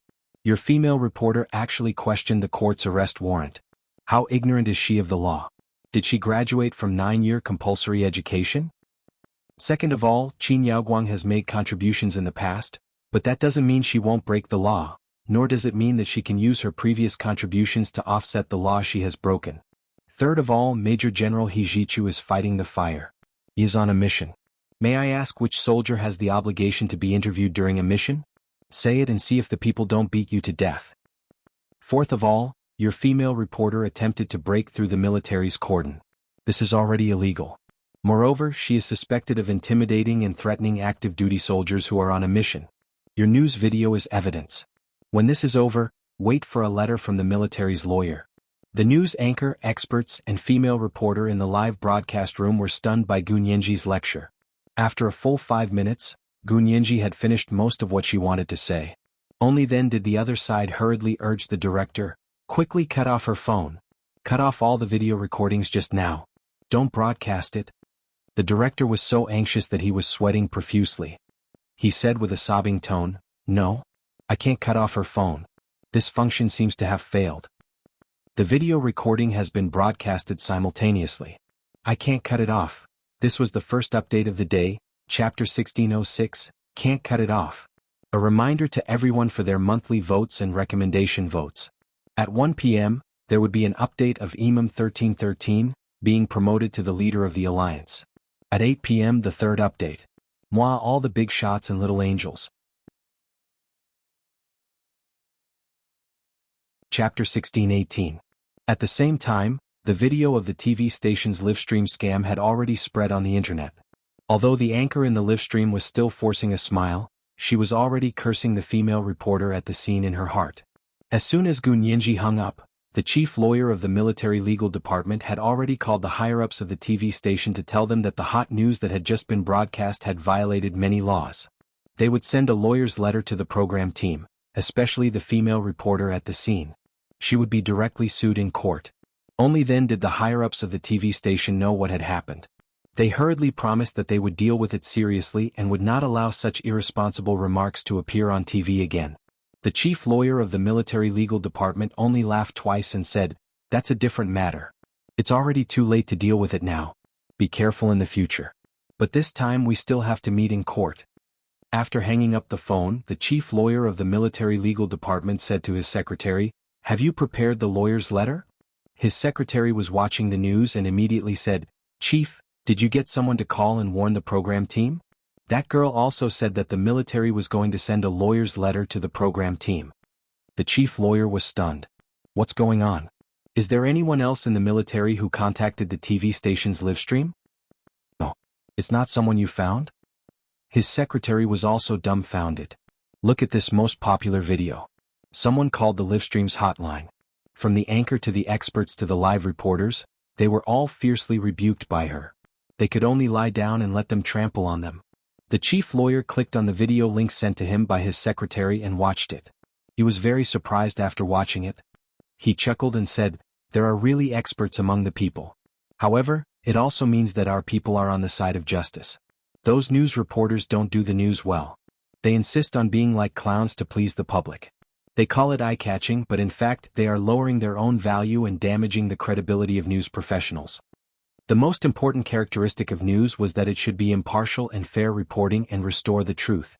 There was no need for reporters to carry personal goods and teach their audience how to behave.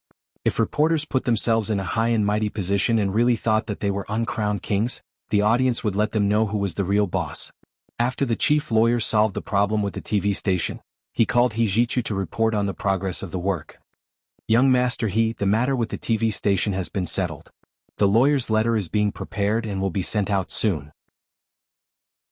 Those who need to go through legal procedures will go through legal procedures, and those who need to be criticized will be criticized. This will not allow the matter to escalate." Hijichu frowned and folded his hands behind his back as he watched the firefighters put out the fire. The military vehicle containing Qin Yaoguang's laboratory staff had been burned to an empty shell. The military driver, the soldiers escorting the car, and the laboratory staff in the car all died in the fire. The military's fire investigation experts were inspecting the situation of the fire in front. This time the cause of the fire was clear. When their car drove onto the highway, a car suddenly tried to overtake them from behind. As a result, it hit the guardrail and bounced back, colliding with the military vehicle carrying the laboratory staff. At first they thought it was just a simple car accident. However, when the car hit the military vehicle, the fuel tank burst, and the car suddenly burst into flames. The fire rushed to the roof of the military vehicle and quickly burned. Moreover, it burned very well, unlike a normal fire caused by gasoline. So was it really an accident that caused the fire? No one would believe it. Hijichu wore a Bluetooth headset and spoke to the chief lawyer. He heard the chief lawyer of the legal department on the other end of the phone say, "Young Master this time not only did we make a move, but the audience watching on TV is also not easy to fool. In fact, before I came, someone went to the TV station to attack them. Do you want to watch the video? It's the hottest video on the internet now. The number of clicks has already exceeded 10 million in 10 minutes. Hijichu actually wasn't in the mood to watch the popular video, but his personal secretary was paying close attention to the internet. At this moment he also sent him a link and said excitedly, "Young master you must watch it." Hijichu. He took out his phone and swiped it open. He clicked on the popular video link sent by his secretary. When the voice of the woman on the phone came out, Hijichu felt a strange familiarity, even though the voice sounded different at all. However, after watching the entire video, Hijichu was sure that the woman who had called and confronted him head-on was Gunyenji. He was too familiar with her style and tone of voice, as well as her habit of using words and logic. He had practically taught her everything. As for the difference in her voice, she must have used a voice changer. If he wasn't wrong, Gunyenji had used a hacker to call the hotline and calmly finish her sentence without being cut off. Otherwise, if the director had noticed that something was wrong, he would have immediately stopped the live broadcast. He wouldn't have allowed this embarrassing scene to be broadcast. Hijichu's cold and hard heart instantly softened. Listening to her voice was like a warm and soft little hand gently massaging his tense forehead in the cold winter weather. He felt numb and comfortable from head to toe. He looked at the missed calls on his phone. The first one was Gunyenji. Judging from the time of the call, it was when the accident had just happened. She must have called because she was worried about his safety, right? He didn't have the time to answer the phone and she didn't continue to call. Instead, she turned to fight against those people who were trying to take advantage of the situation to slander him. This kind of considerate concern and protection made Hijichu feel both warm and pained. However, this wasn't the time to be sentimental. Hijichu didn't call.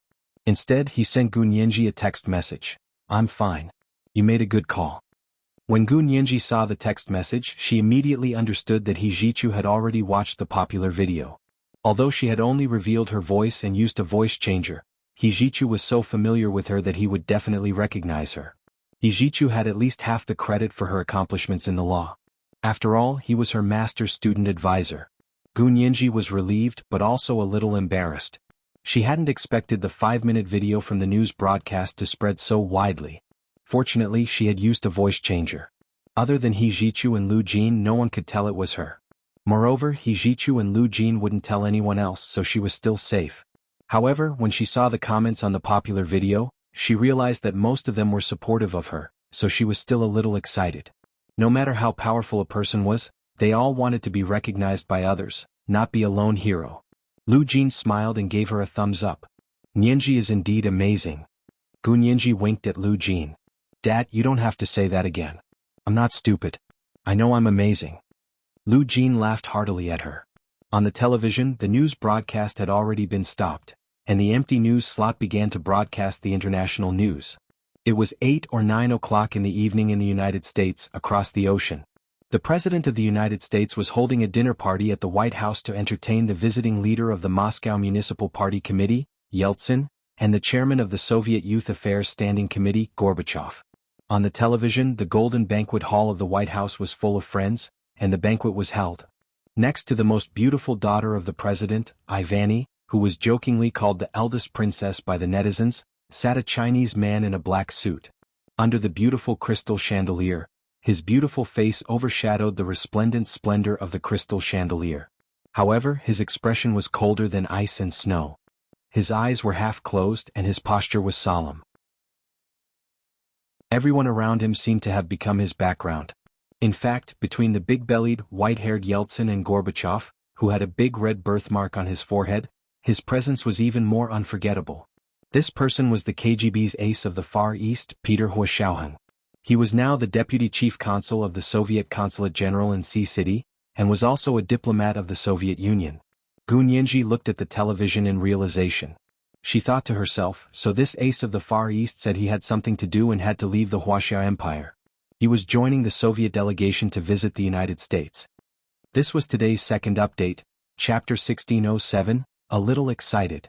A reminder for everyone's monthly votes and recommendation votes. This was an update for the promotion of Imam 1313 to the Alliance leader. At 8 o'clock in the evening, the third update. Moi, all the big shots and little angels.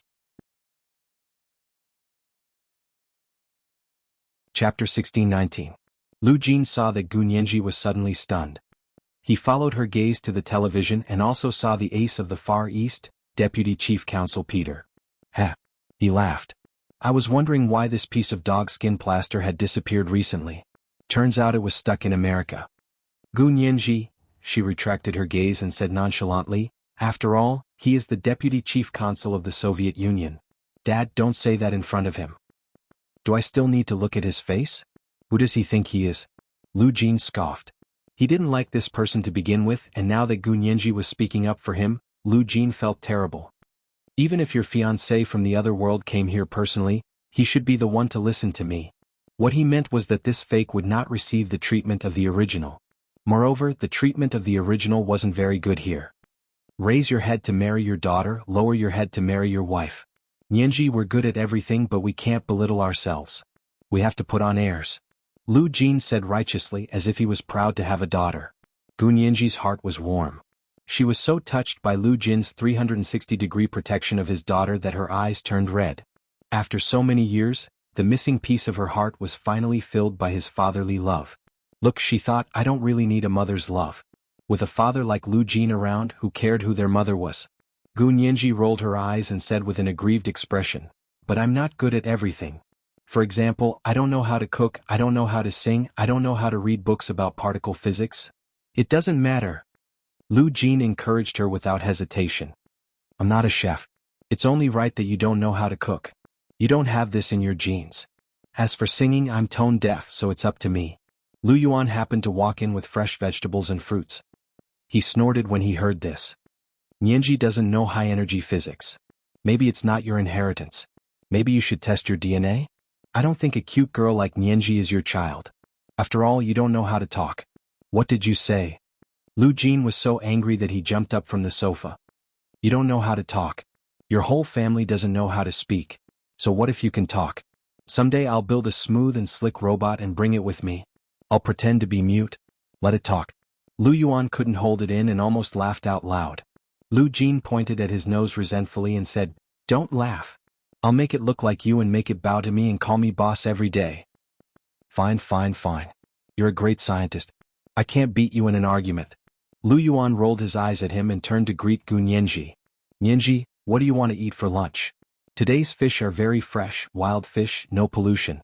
Gu Nianji smiled and said, Thank you, President Lu. I won't stand on ceremony then. Can you make fish with pickled cabbage and chili? I want it to be especially delicious. No problem. I'll go see how much pickled cabbage is left. Lu Yuan entered the kitchen of Gu Nianji's suite and began to clean up. The fire was finally extinguished, and all that was left of the tall military vehicle was a pitch-black frame. The air was filled with thick, charred smoke. Someone was spraying chemicals in the air to cover up the smell of burning human bodies. Hijichu's face was as dark as water. He stood in front of the burned military vehicle with his hands behind his back and ordered coldly, Send another company of people to Qin Yaoguang's laboratory building. I want to see how arrogant they are. So many lives had been turned to ashes under the sun. Hijichu's heart was heavy and he couldn't help clenching his fists. Why did they do this? What were they trying to cover up? If it wasn't because the other party was particularly stupid, then it was because they couldn't care less about anything else. They were desperate to hide their secrets no matter the cost. Qin Yaoguang's laboratory, it was the Gu Qin laboratory that she and Gu Xiangwen had worked together in the past. After Gu Xiangwen was burned to death, the laboratory became Qin Yaoguang's private property and was renamed the Yaoguang Laboratory. Qin Yaoguang sat in Hijichu's car and looked calmly at the burned military vehicle opposite her. She scoffed softly. They were all a bunch of trash. It was good that they were dead. Hijichu returned to the car and happened to see Qin Yaoguang's gaze. He was slightly stunned. You should be glad that you were in the same car as me. Otherwise you would be one of them now. Hijichu closed the car door and looked out the window at the scene of the fire. Qin Yaoguang's face darkened. Young Master He, there's no need for us to pretend to be polite. You know that I always say what I have to say. What are you going to do with my lab staff? What good will it do you to kill them? Why did you have to kill them all? Hijichu glanced back at her. Do you think I was the one who did these people? Wasn't it? Qin Yaoguang's eyes widened, and her plump lips pursed into a drooping arc. Young Master He, other than you, who else has the ability to do such a case? Yes, I also want to know. Other than me, who else? Hijichu said meaningfully. Cut the crap. We'll meet in court-martial. If that's the case, I won't talk to you anymore. Qin Yaoguang sat back down angrily. I want to see a lawyer. I want to exercise my civil rights. Hijichu ignored her and coldly ordered the driver to drive to the temporary detention center set up by the court-martial in the suburbs. If they hadn't gone to the suburbs today but downtown, the damage and panic would have been even greater. Hijichu was thinking about what the other party might have done and the possible mastermind behind the scenes. While he was concentrating, he suddenly heard his phone ring. He took it out and saw that it was his father, He Qingjian. Hijichu put on his Bluetooth headset and answered the call. "Hello, General He." Qin Yaoguang heard it from the side. The corners of her eyes twitched uncontrollably, and hope rose in her heart. She quietly asked, "Is it Brother He? Does he know that something happened to me?" An uncontrollable rage rose in Hijichu's heart. He turned his head and said angrily, "Shut up. How old are you? Do you still think you're a little girl? What does my father have to do with you? You call a man who's not related to you big brother. Have you thought about what his wife would think?" When Qin Suwen was still alive, Qin Yaoguang often called He Qingjian Brother He in front of her. He Qingjian felt guilty because he had broken off the engagement with her, so he tolerated her calling him that. However, Hijichu knew that his mother, Qin Suwen, had actually tolerated this title for a long time. However, for the sake of politeness and Qin Yaoguang's face, she didn't say anything. Qin Suwen had grown up in the Qin family's orphanage. The Qin family had done her a favor, so she wouldn't be unable to even tolerate a title. However, Hijichu didn't buy it. In fact, ever since Hijichu broke off the engagement with Gunyenji, he had stopped paying attention to his demeanor and a man's breadth of mind. He had completely let go of himself. Qin Yaoguang's face instantly turned red. There was no greater humiliation than being scolded by the son of her sweetheart. Her lips trembled as she sobbed, "I know you hate me because of Gunyenji, but I'm also her biological mother. If you mention that you're Nyenji's biological mother again, do you believe that I'll sew up your mouth?" Hijichu narrowed his eyes. "What makes you worthy of being a mother? You can't call yourself a mother just because you provided a uterus and an egg cell. Qin Yaoguang, you better pray that you didn't do anything to Nyenji. Otherwise I'll personally break your bones one by one, break them into bones, grind them into powder and feed them to the dogs." "Hijichu, how can you say that?" On the other end of the Bluetooth headset, He Qingjian was dumbfounded as he listened to his son's evil words. He couldn't help scolding him, "No matter how much you hate a person, don't lose your demeanor in front of her. Besides, she's your savior. What did your mother teach you back then?" "My mother is good at everything. The only bad thing is that she endured your guilt for you for too many years." Hijichu didn't want to talk to He Qingjian anymore. He disconnected the connection, took out his phone, and blocked He Qingjian's number. He ordered calmly, "Turn around and go back to the base. Seal it off." This was today's third update, Chapter 1608, Trying to Cover Up. A reminder for everyone's monthly votes and recommendation votes. Moi, all the big shots and little angels. Chapter 1620. Wasn't Hijichu scolding himself with his words? He had always been concerned that Qin Yaoguang was his savior and Nyenji's biological mother, so he had tolerated her for many years. In the other world, when he knew that something was wrong, he still didn't believe that those things had anything to do with Qin Yaoguang. It wasn't for any other reason, but because she was Gun Yenji's biological mother. How could there be a biological mother that was so vicious and ruthless to her own daughter, wanting to get rid of her as soon as possible? He had subconsciously ruled out this possibility at the time. However, after returning and discovering Qin Yaoguang's undisguised malice towards Gun Yenji, especially when she had tried her best to obtain her body for experiments, the persistence in his heart had completely collapsed. Not every biological mother was worthy of being a mother. The word mother was definitely not just related by blood. As soon as the car escorting Qin Yaoguang returned to the base, Hijichu's phone rang. He took out his phone and saw that it was a call from the company commander he had left behind to guard Qin Yaoguang's laboratory. "What happened?" Hijichu asked straightforwardly. There must be a problem if he called at this time. Reporting to the chief, someone tried to ambush the laboratory just now and was killed on the spot. The company commander's voice was very nervous. "But now, many ordinary citizens have surrounded us and are pushing and shoving us to leave the hospital. Are they really ordinary citizens?" Hijichu scoffed. "People who aren't afraid of death in the face of armed soldiers aren't ordinary citizens. They're bandits. Arrest all of them and wait for interrogation." "Chief, can we?" The company commander didn't dare to point his gun at these ordinary citizens. "If anything happens, I'll take care of it for you." Hijichu said coldly, his attitude very tough. The company commander on the other side choked, but he caught sight of an ordinary citizen, raising a brick and smashing it at the head of a small soldier beside him. The company commander reflexively fired and hit the man's wrist. The brick in the man's hand fell to the ground with a plop. He held his bleeding hand and screamed wildly. The ordinary citizens, who were about to surround them, all ran away when they saw this. As expected, they weren't ordinary citizens. The company commander sighed in his heart and straightened his back. With Major General He's support, things were different. In order to prevent the person behind Qin Yaoguang from launching another sneak attack, Hijichu decided to bring her back to the base. If someone could force their way into the military encampment here, it would only be possible for the army to mutiny. The most heavily guarded small building in the base was the temporary prison where Qin Yaoguang was being held. However, Qin Yaoguang made up her mind not to speak and waited for her lawyer. She wasn't completely clueless about the law, so she knew that Hijichu could only hold her for 48 hours with an arrest warrant. After 48 hours, she would either be handed over to the court, or she would be released. With her status and identity, it was impossible to imprison her for no reason at all. Her prediction was correct. On social media, the news of the arrest of Qin Yaoguang, a famous biomedical expert, philanthropist, and brain surgeon who was only one step away from the Nobel Prize, quickly spread.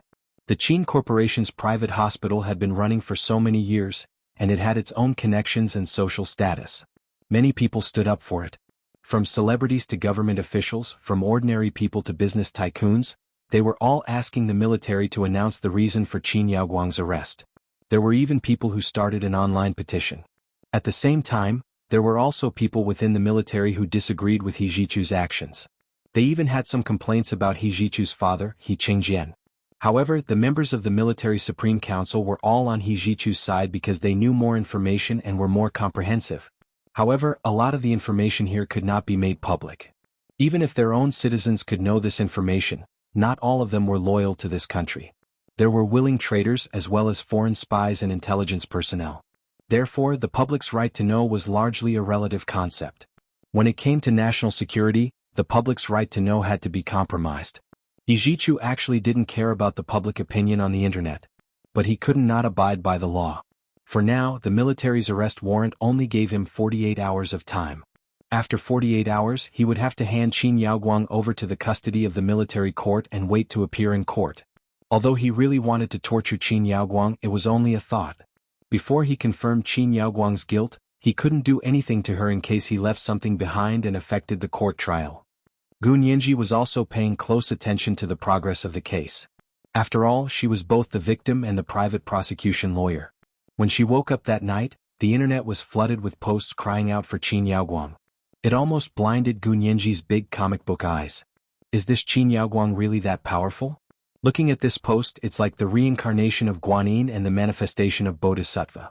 Gu Nianji clicked her tongue. She held her phone and scrolled through the trending posts and news searches on the internet. If I remember correctly, the Qin Corporation's private hospital is a private hospital. It's famous for being expensive. How did it suddenly become a moral pacesetter that wholeheartedly cares about the health of the public? Gu Nianji was unhappy to see so many posts that were openly and secretly slandering Hijichu. How was this slandering Hijichu? This was slandering her, Gu Nianji. It was because Hijichu had stood up for her that he had incurred such a huge negative public opinion. Gu Nianji had read the posts all morning and finally couldn't take it anymore. You guys are teaming up to slander young Master He. Are you going to slander me next? Gu Nianji made up her mind and said to Lu Jin, Dad, I want to investigate how the Qin Corporation's private hospital got rich. I also want to investigate the situation at the Qin Corporation's orphanage. I don't believe that this kind of private group without social supervision can be so noble. Weren't they all willing to do anything for money? Did they have a sense of social responsibility and conscience? They didn't exist. Lu Jin looked at her in confusion. Why are you investigating the Qin Corporation's private hospital group? They've been running private hospitals for decades, and they have a good reputation all over the country. As for the Qin Corporation's orphanage, what happened to the Qin Corporation's orphanage? Gu Nianji's heart skipped a beat. She asked in surprise, Is there a problem? I don't know if there's a problem, but young Master He's mother, Lawyer Qin, is an orphan adopted by the Qin Corporation's orphanage. Lu Jin scratched his head awkwardly. Do you know? I seem to have heard that Lawyer Qin is an orphan. So she's an orphan from the Qin Corporation's orphanage. Gu Nianji's jade-like eyes darted around. An orphan from the orphanage stole the fiancé of the Qin family's eldest daughter. How melodramatic.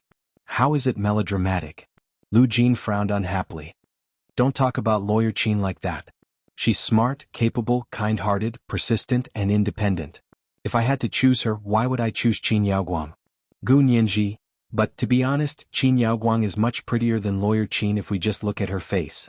Gu Nianji couldn't help touching her face. For the first time she felt a little resentful. She would rather have average looks than look so much like Qin Yaoguang. Especially her curvy lips, they looked like they came out of the same mold as Qin Yaoguang. Lu Jin snorted, crossed his legs and pointed at her with his hand.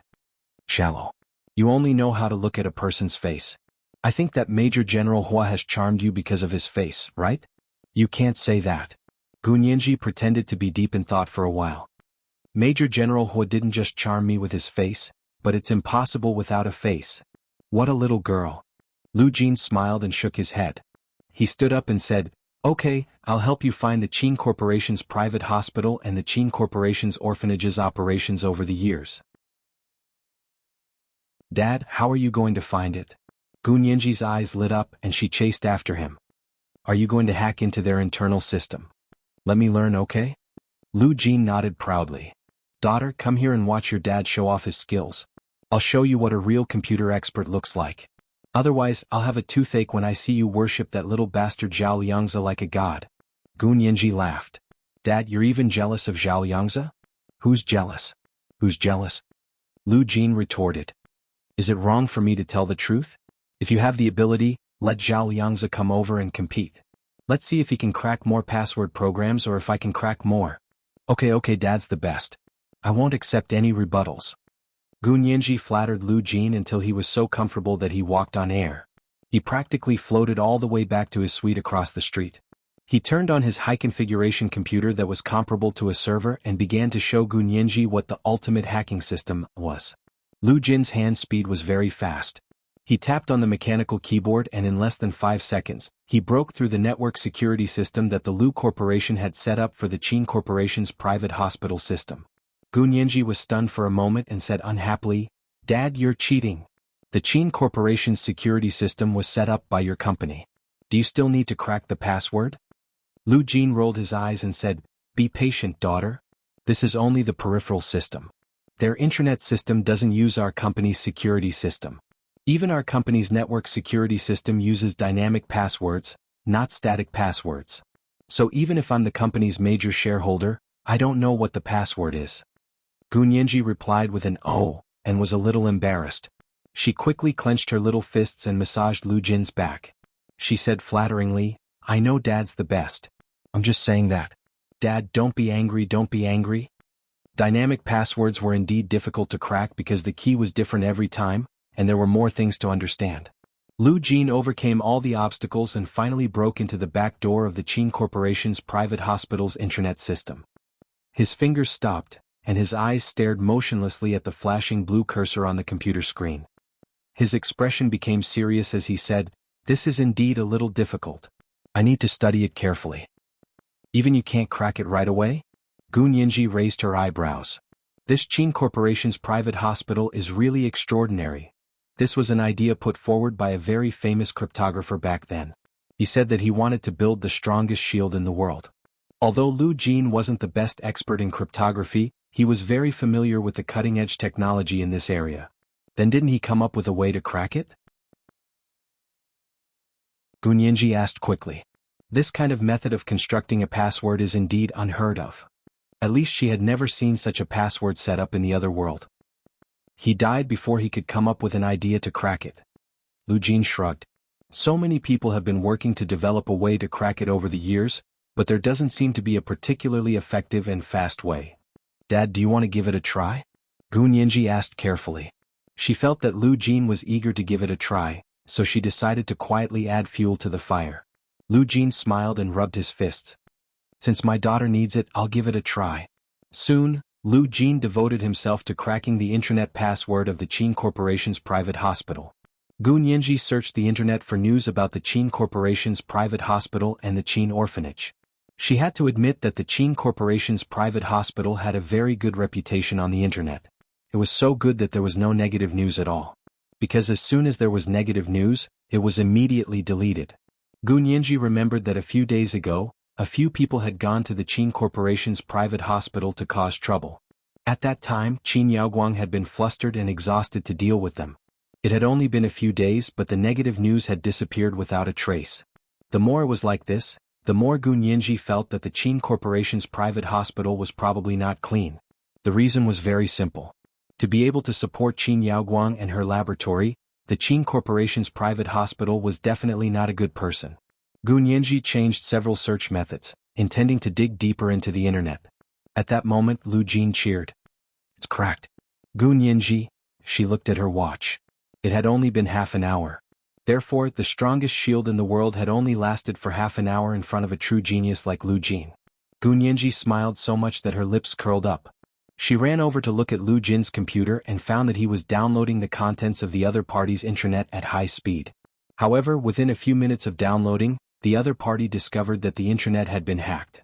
Soon, the other party unplugged the network cable and their connection was cut off. Lu Jin shook his head regretfully. "I only downloaded less than a tenth of the content. The other party was too vigilant." "It's okay. This tenth of the content is enough for us to study." Gu Nianji happily patted Lu Jin on the shoulder and asked him to send the downloaded content to her. She turned around and went back to her room to study it. Time passed quickly. 46 hours passed in a flash, and soon there were only 2 hours left. After Gu Nianji used her alternate account to tentatively throw out a few posts questioning the Qin Corporation's private hospital's alleged illegal operations, the online public opinion had calmed down. After the initial incitement, the netizens began to think calmly. And many things could not withstand everyone's calm thinking. As more and more negative news about the Qin Corporation's private hospital surfaced again, the Qin Corporation stock price fell twice in a row. The shareholders of the Qin Corporation couldn't sit still anymore. They strongly demanded that old Master Qin, who had been silent all this time, come out to hold the fort. During these 46 hours, Qin Yaoguang had been very patient. She didn't speak, didn't eat, and didn't even drink water. She couldn't sleep under the bright lights. She looked haggard, but she still didn't say a word. In the last 2 hours, Qin Yaoguang's father finally appeared with Wen Shui. Young Master He, old Master Qin brought a lawyer to see his daughter, He Zhichu's personal secretary reported to him quietly. He Zhichu looked at Qin Yaoguang's pale face on the monitor and raised his hand. "Let them in." Qin Yaoguang's father was already over 70 years old. When he appeared in front of people in the past, he had always been youthful and energetic. Today he looked exceptionally old. He would pant after taking a few steps, and when Shui had been supporting him, it was obvious that he had suffered a huge mental blow. "Old Master Qin, please have a seat." Yijichu walked in politely. Old Master Qin's nose turned sour, and tears streamed down his old face. He almost knelt down to Hijichu. "Young Master He, please let me see my daughter for the sake of this old man." This was today's chapter of 4,500 words combined into one, chapter 1609, The Strongest Shield. A reminder for everyone's monthly votes and recommendation votes. At 8 p.m., the monthly vote was 1,500 plus updates. P.S. Thank you to Billions Chasing You for the 10,000 Chidian coins yesterday. Moi all the big shots and little angels.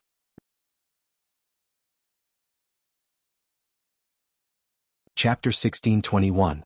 Not only was old Master Qin old, but he was also the chairman of the Qin Corporation's private hospital. With such a status, he didn't use his status to oppress others. Instead, as an old father, he pleaded with Hijichu to see Qin Yaoguang. "Young Master He, as a father, I didn't do a good job and let her act recklessly. But I can guarantee that she definitely didn't do anything shameful. She's a straightforward person who doesn't know how to beat around the bush. That's why she's always misunderstood." Old Master Qin begged bitterly. Actually, even if he didn't beg Hijichu, Qin Yaoguang would be transferred to the court system in 2 hours. Old Master Qin would definitely be able to see her. But he chose to beg him. Hijichu was unmoved. He looked at Old Master Qin coldly and said, "Old Master Qin, how can you vouch for Qin Yaoguang if she did anything shameful? Do you know what experiments she did?" Old Master Qin was stunned for a moment and muttered, "I don't know what she did. I just want the hospital to make money and answer to the shareholders. She has run our Qin Corporation's hospital very well all these years. It's not an exaggeration to say that she has both fame and fortune. I don't know how this happened either. You really don't know? On the way just now, our military vehicles were all burned down. Who do you think would be so crazy? Hijichu's cold and clear voice was filled with alienation and estrangement. When Shui looked at Hijichu for a long time. Seeing that he didn't say anything, her expression darkened. She said softly, "Old Master Qin was ill. He hasn't been in the imperial capital for a while, but in Z City. I only found out that something had happened to Auntie Qin yesterday. I also heard that her laboratory staff were burned to death in a car accident. I felt that the situation was urgent, so I ignored my illness and struggled to fly over from Z City." Old Master Qin's expression became serious. He asked Hijichu, "Young Master He, what exactly happened in that car accident? I'm very worried about Yaoguang's safety. I think the car accident wasn't aimed at those lab staff, but at her. She's safer here, so I didn't rush over immediately. Instead, I dealt with some false comments on the internet. I believe you, young Master He. You're not someone who uses public power for personal gain, nor are you someone who uses public power to vent your personal anger. If Yaoguang did something wrong, she'll be punished accordingly. I won't tolerate it." Hijichu's expression eased a little and his voice softened a little. "Old Master Qin, you're being too serious. The cause of the car accident is still under investigation. No matter who it is, they will not escape the punishment of the law. As for who the car accident was targeting, we temporarily believe that it was targeting the laboratory staff. As for who wants Dean Qin's life, I can't tell for now. It was not impossible, but the possibility was very low." When Shui quickly said, "Young Master, he has always been fair. He is a lawyer himself, so he will definitely not ignore the law." Hijichu pursed his lips. His almond-shaped eyes did not have a trace of warmth. He looked at Wen Shui and said, "Lawyer Wen, are you still going to be Qin Yaoguang's lawyer?" Wen Shui had never heard Hijichu speak to her in such a distant tone. She felt very uncomfortable, but no matter how uncomfortable she felt, she would not show it in front of Hijichu, because that would only make her a laughing stock. She said calmly, "I recommended myself to be Auntie Qin's lawyer the day before yesterday. Yesterday, Old Master Qin specially called me and asked me to defend Auntie Qin. I have to help her." "Really? Even if she sent someone to the detention center to assassinate your parents, you still want to help her?" Hijichu's gaze swept over, obviously very disdainful. "What? Someone went to the detention center to assassinate my parents?" When Shui's eyes widened in shock. "What about my parents? How are they doing?" Hijichu avoided talking about Wen Shui's parents' situation and asked, "Don't you think Qin Yaoguang sent someone? Auntie Qin isn't that kind of person." Wen Shui clenched her fists and said excitedly, "She wouldn't do such a thing." "You're so sure?" Hijichu looked away and curled his lips coldly. "That's true. Your parents have taken the blame for you. Young Master He, when you accuse someone you have to have evidence. May I ask if you have evidence to prove that Auntie Qin sent someone to do it?" Wen Shui blushed at Hijichu's words, but she forced herself to remain calm and asked Hijichu about what had happened to her parents in the detention center. "Even if I have evidence, I will only submit it to the court. Do you think I will tell you?" Hijichu smiled faintly and looked at Old Master Qin. "You heard everything? Your daughter is very capable. Only she can take other people's lives. I don't know who would want her life." Old Master Qin didn't seem to know about this and blinked. Yaoguang really did such a thing? He leaned heavily on the ground with his walking stick and said bitterly, "I have to go and persuade her. If she really did it, we will bear the responsibility." Hijichu looked at his watch. Almost half an hour had passed. In another hour and a half, it would be 48 hours. He raised his hand and called his men over. "Bring Qin Yaoguang over." Old Master Qin hurriedly said, "Is it convenient here? Shall we go and see her?" "There's no need. Let's just watch from here." As Hijichu spoke, he walked to the door and pointed at the room. "There are surveillance cameras here. Don't say I didn't warn you. Thank you for your guidance, young Master He. Actually, there's nothing I can't tell you. It doesn't matter if there's surveillance or not." Old Master Qin was an old man after all. His magnanimous appearance made it hard for people to dislike him. Hijichu lit a cigarette and stood at the door to smoke. 10 minutes later, Qin Yaoguang was brought over by 2 female soldiers. Hijichu took a puff from the cigarette in his mouth. With the cigarette in his hand, he said, "Your father came to see you and even found you a lawyer. Qin Yaoguang still pursed her lips and did not say a word. She had said that without a lawyer she would remain silent. She pushed the door open and saw old Master Qin and Wen Shui. The unwillingness and discomfort that Qin Yaoguang had endured for 2 days gushed out. "Dad, you're finally here." She pounced over and hugged old Master Qin, sobbing. Wen Shui quickly comforted her. "Auntie Qin, don't be sad. Old Master Qin has been sick recently, so he flew over from Z City." Dad, you're sick? What illness? Do you want to go to the hospital for a checkup?" Qin Yaoguang was very nervous about old Master Qin's health. She was old Master Qin's only daughter and had always had a good relationship with her father. Although she didn't have any mother-daughter relationship with Gun Yanji, her father-daughter relationship with old Master Qin was extremely deep. "I'm fine. If you don't anger me, I'm afraid I'll live for a few more years." Old Master Qin glared at Qin Yaoguang and suddenly raised his walking stick to hit her. "Tell me, did you do Nianji's disappearance 8 years ago? Tell me the truth." Old Master Qin chased after her and interrogated her at the same time. Qin Yaoguang was so angry that she leaned back and shouted, "Dad, you're really my biological father. How can you boost other people's morale and destroy your own prestige like this? I'm only asking you if you did what happened 8 years ago, and then framed Gu Xiangwen. How many times have I advised you not to be narrow-minded? Although Gu Xiangwen has let you down, you can't use such methods. Besides, Nianji is your biological daughter. How can you bear to use her as bait to destroy Gu Xiangwen? Look at what you've done. There are so many people out there waiting to take your life, and you're still unwilling to behave. I've said it before, the bird that sticks out will be shot. The tallest tree in the forest will be destroyed by the wind. You're so much better than others. If those people can't get your skills, they'll want to destroy you." Old Master Qin panted as he cursed. It was all recorded by the surveillance camera. Qin Yaoguang was almost in despair. "Dad, what are you saying? Are you here to save me or to send me in?" What she didn't want to admit, and what the other party didn't have any evidence at all, had now been exposed by old Master Qin's beating and scolding. Wen Shui's eyes flashed. She stood between old Master Qin and Qin Yaoguang and advised, "Old Master Qin, calm down. You haven't recovered from your illness yet. I'm afraid this kind of commotion will worsen your illness."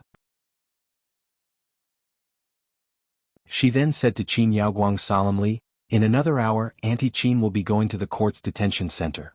Think about what old Master Qin said. I'll do my best to defend you." This is today's third monthly ticket, 1,500 plus updates, Chapter 1610. Remind everyone of the monthly and recommendation tickets. The monthly ticket, 1,500 plus updates, has been delivered. Moi, all the big shots and little angels.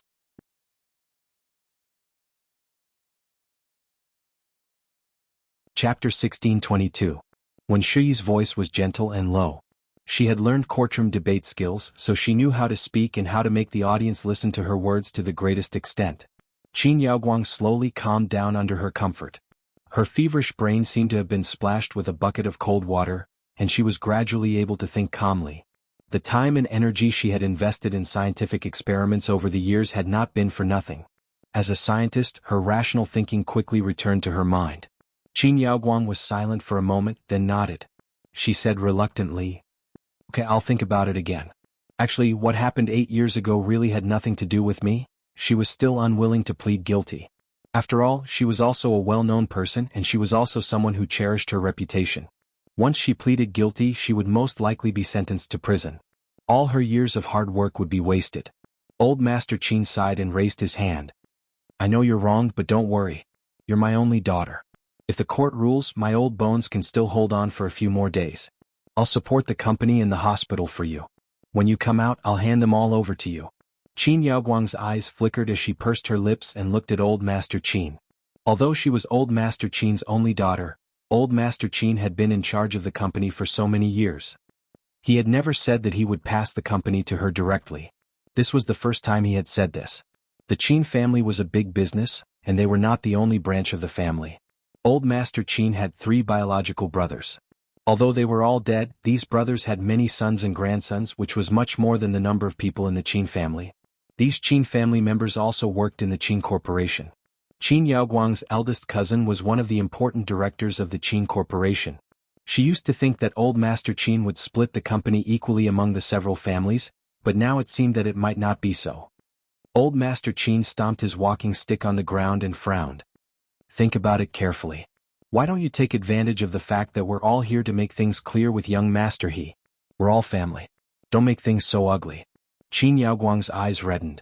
She lowered her head and said, General He and I are already divorced. How can young Master He treat me as family? Old Master Qin patted her on the shoulder and comforted her. Don't think that way. Young Master He made such a big fuss because he was standing up for Nianji. You're Nianji's biological mother after all. Nianji has such a good relationship with young Master He, so young Master He won't go overboard with you. Qin Yaoguang pursed her lips and said, I don't think she's… Shut up. Old Master Qin was exasperated. I told you long ago, don't think that you can do whatever you want just because you're Nianji's biological mother. People's hearts are made of flesh. You're her biological mother. If he doted on her, how could she not be good to him?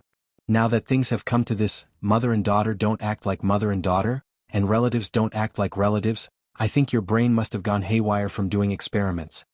Although Qin Yaoguang was stubborn, she had long regretted it in her heart.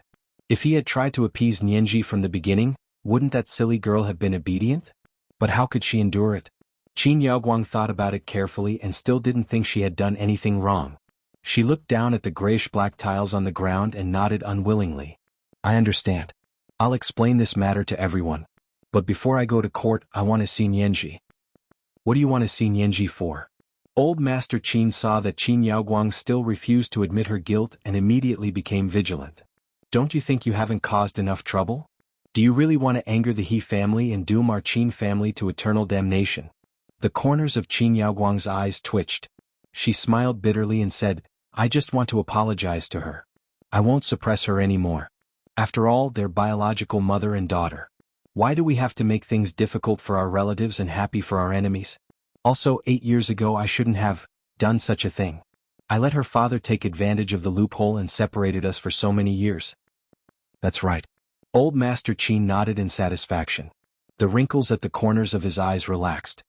How can a mother and daughter have an overnight grudge? I'll call young Master He in and plead with him? Qin Yaoguang nodded and stood beside Wen Shui. She watched as old Master Qin opened the door and invited He Zhichu in. He Zhichu walked in leisurely with a cigarette in his hand. He was tall and elegant, with a tall and straight posture. When he didn't speak, he was as cold as a jade statue, but when he opened his mouth, he was as cold as the ice of the extreme north. What is it? Have you guys discussed it? He Zhichu flicked the ash off his cigarette with a half-smile. Old Master Qin choked and smiled sheepishly. Young Master He, what are you talking about? I'm advising Yaoguang to say what you have to say and stop shirking responsibility. He Zhichu looked at Qin Yaoguang indifferently. Is that so? Qin Yaoguang looked away uncomfortably and nodded. What happened 8 years ago did have something to do with me, but it's not what you think. I didn't say it because I didn't want to drag someone else into it. Someone else? You're saying that someone else is involved? He Zhichu's eyes narrowed as he stared at Qin Yaoguang. Tell me, who exactly is it? Qin Yaoguang glanced at the surveillance camera and said calmly, Do you really want to know? Do you have surveillance cameras here? It doesn't matter. Tell me. I won't let go of anyone involved. He Zhichu's expression became serious. Even old Master Qin became nervous. Could there be someone else? Wen Shui was a lawyer, so she reminded her, Auntie Qin, why don't you tell me first and let me see if it's reasonable and legal? Qin Yaoguang still shook her head. I won't say it now. If young Master He insists on suing me, then I'll have to say it in court. Wen Shui frowned. Auntie Qin, I'm your lawyer. If you don't tell me what you want to say in advance, what if you make a mistake in court? I'll admit it even if I make a mistake. Qin Yaoguang curled her lips and revealed a strange smile. You'll know in court. She didn't want to talk about this topic anymore, so she turned to look at He Zhichu. Young Master He, I want to see Nianji before I go to court. Can you arrange it? Why do you want to see Nianji? He Zhichu shook his head. I'm afraid I can't agree. I just want to apologize to her. Qin Yaoguang sighed softly and rubbed her temples. I admit that I was a little obsessed with my research career. I shouldn't have ignored her for so long, and I shouldn't have been so businesslike with her. I shouldn't have even tried to suppress her when she was looking for a job. It's all my fault. I admit my mistake. I want to personally apologize to her. She looked at He Zhichu sincerely. Young Master He, Although Nianji keeps saying that she doesn't recognize me as her biological mother, if I take the initiative to reconcile with her, she won't refuse, right? I know she's a good child who values relationships. Her words were full of emotion, and her motherly heart could be seen by the sun. Hijichu almost wavered, but when he thought of what had happened in the past few days, he scoffed and took a puff of his cigarette. He said, Dean Qin is really good at changing the topic and avoiding the important. Young Master what do you mean? I've already said that I can explain what happened 8 years ago. Are you still not satisfied? Qin Yaoguang looked at Hijichu in confusion. Didn't you make such a big fuss because Nianji left you in the past 8 years? Hijichu threw away the cigarette butt in his hand and put his hands in the pockets of his military pants. He said coldly, It was only 8 years ago? Dean Qin, do you have short-term memory amnesia? If it was only 8 years ago, why would someone assassinate Wen Dao and his wife? If it was only 8 years ago, why would there be a strange car accident after we arrested you and the people in your lab? Not only did all the researchers in your lab burn to death, but even several of our soldiers died. Dean Qin, how do you plan to repay this blood debt? Hijichu bowed slightly and almost asked Qin Yaoguang. Qin Yaoguang subconsciously took a step back and frowned. What does this have to do with me? You mean I sent someone to assassinate Wen Dao and his wife? I instigated the car accident? Please show me the evidence. If you don't have evidence for such a serious accusation, I'll sue you for slander. Hijichu shrugged. I didn't say it was you. I was just asking a question. Was it you? Old Master Qin was terrified when he heard this. He quickly said, Young Master I think our Yaoguang is clearly the victim of the two things you mentioned. Wasn't she in the convoy when the car accident happened? Who can say for sure about a car accident? If it was her car that hit, she would have died. What about the people who assassinated Wen Dao and his wife? Hijichu suddenly raised his head and looked at Old Master Qin. He deliberately tricked them. That night, we invited them into the trap and caught the assassins who carried out the assassination mission. As for who sent them here, we'll find out very soon. Qin Yaoguang scoffed and said disdainfully, Fine, let them accuse me in court. I've said it before. My words will only be said in court. This is the first update of the day, Chapter 1610, I want to see her. Remind everyone of the monthly votes and recommendation votes. There will be a second update at 8 o'clock in the evening.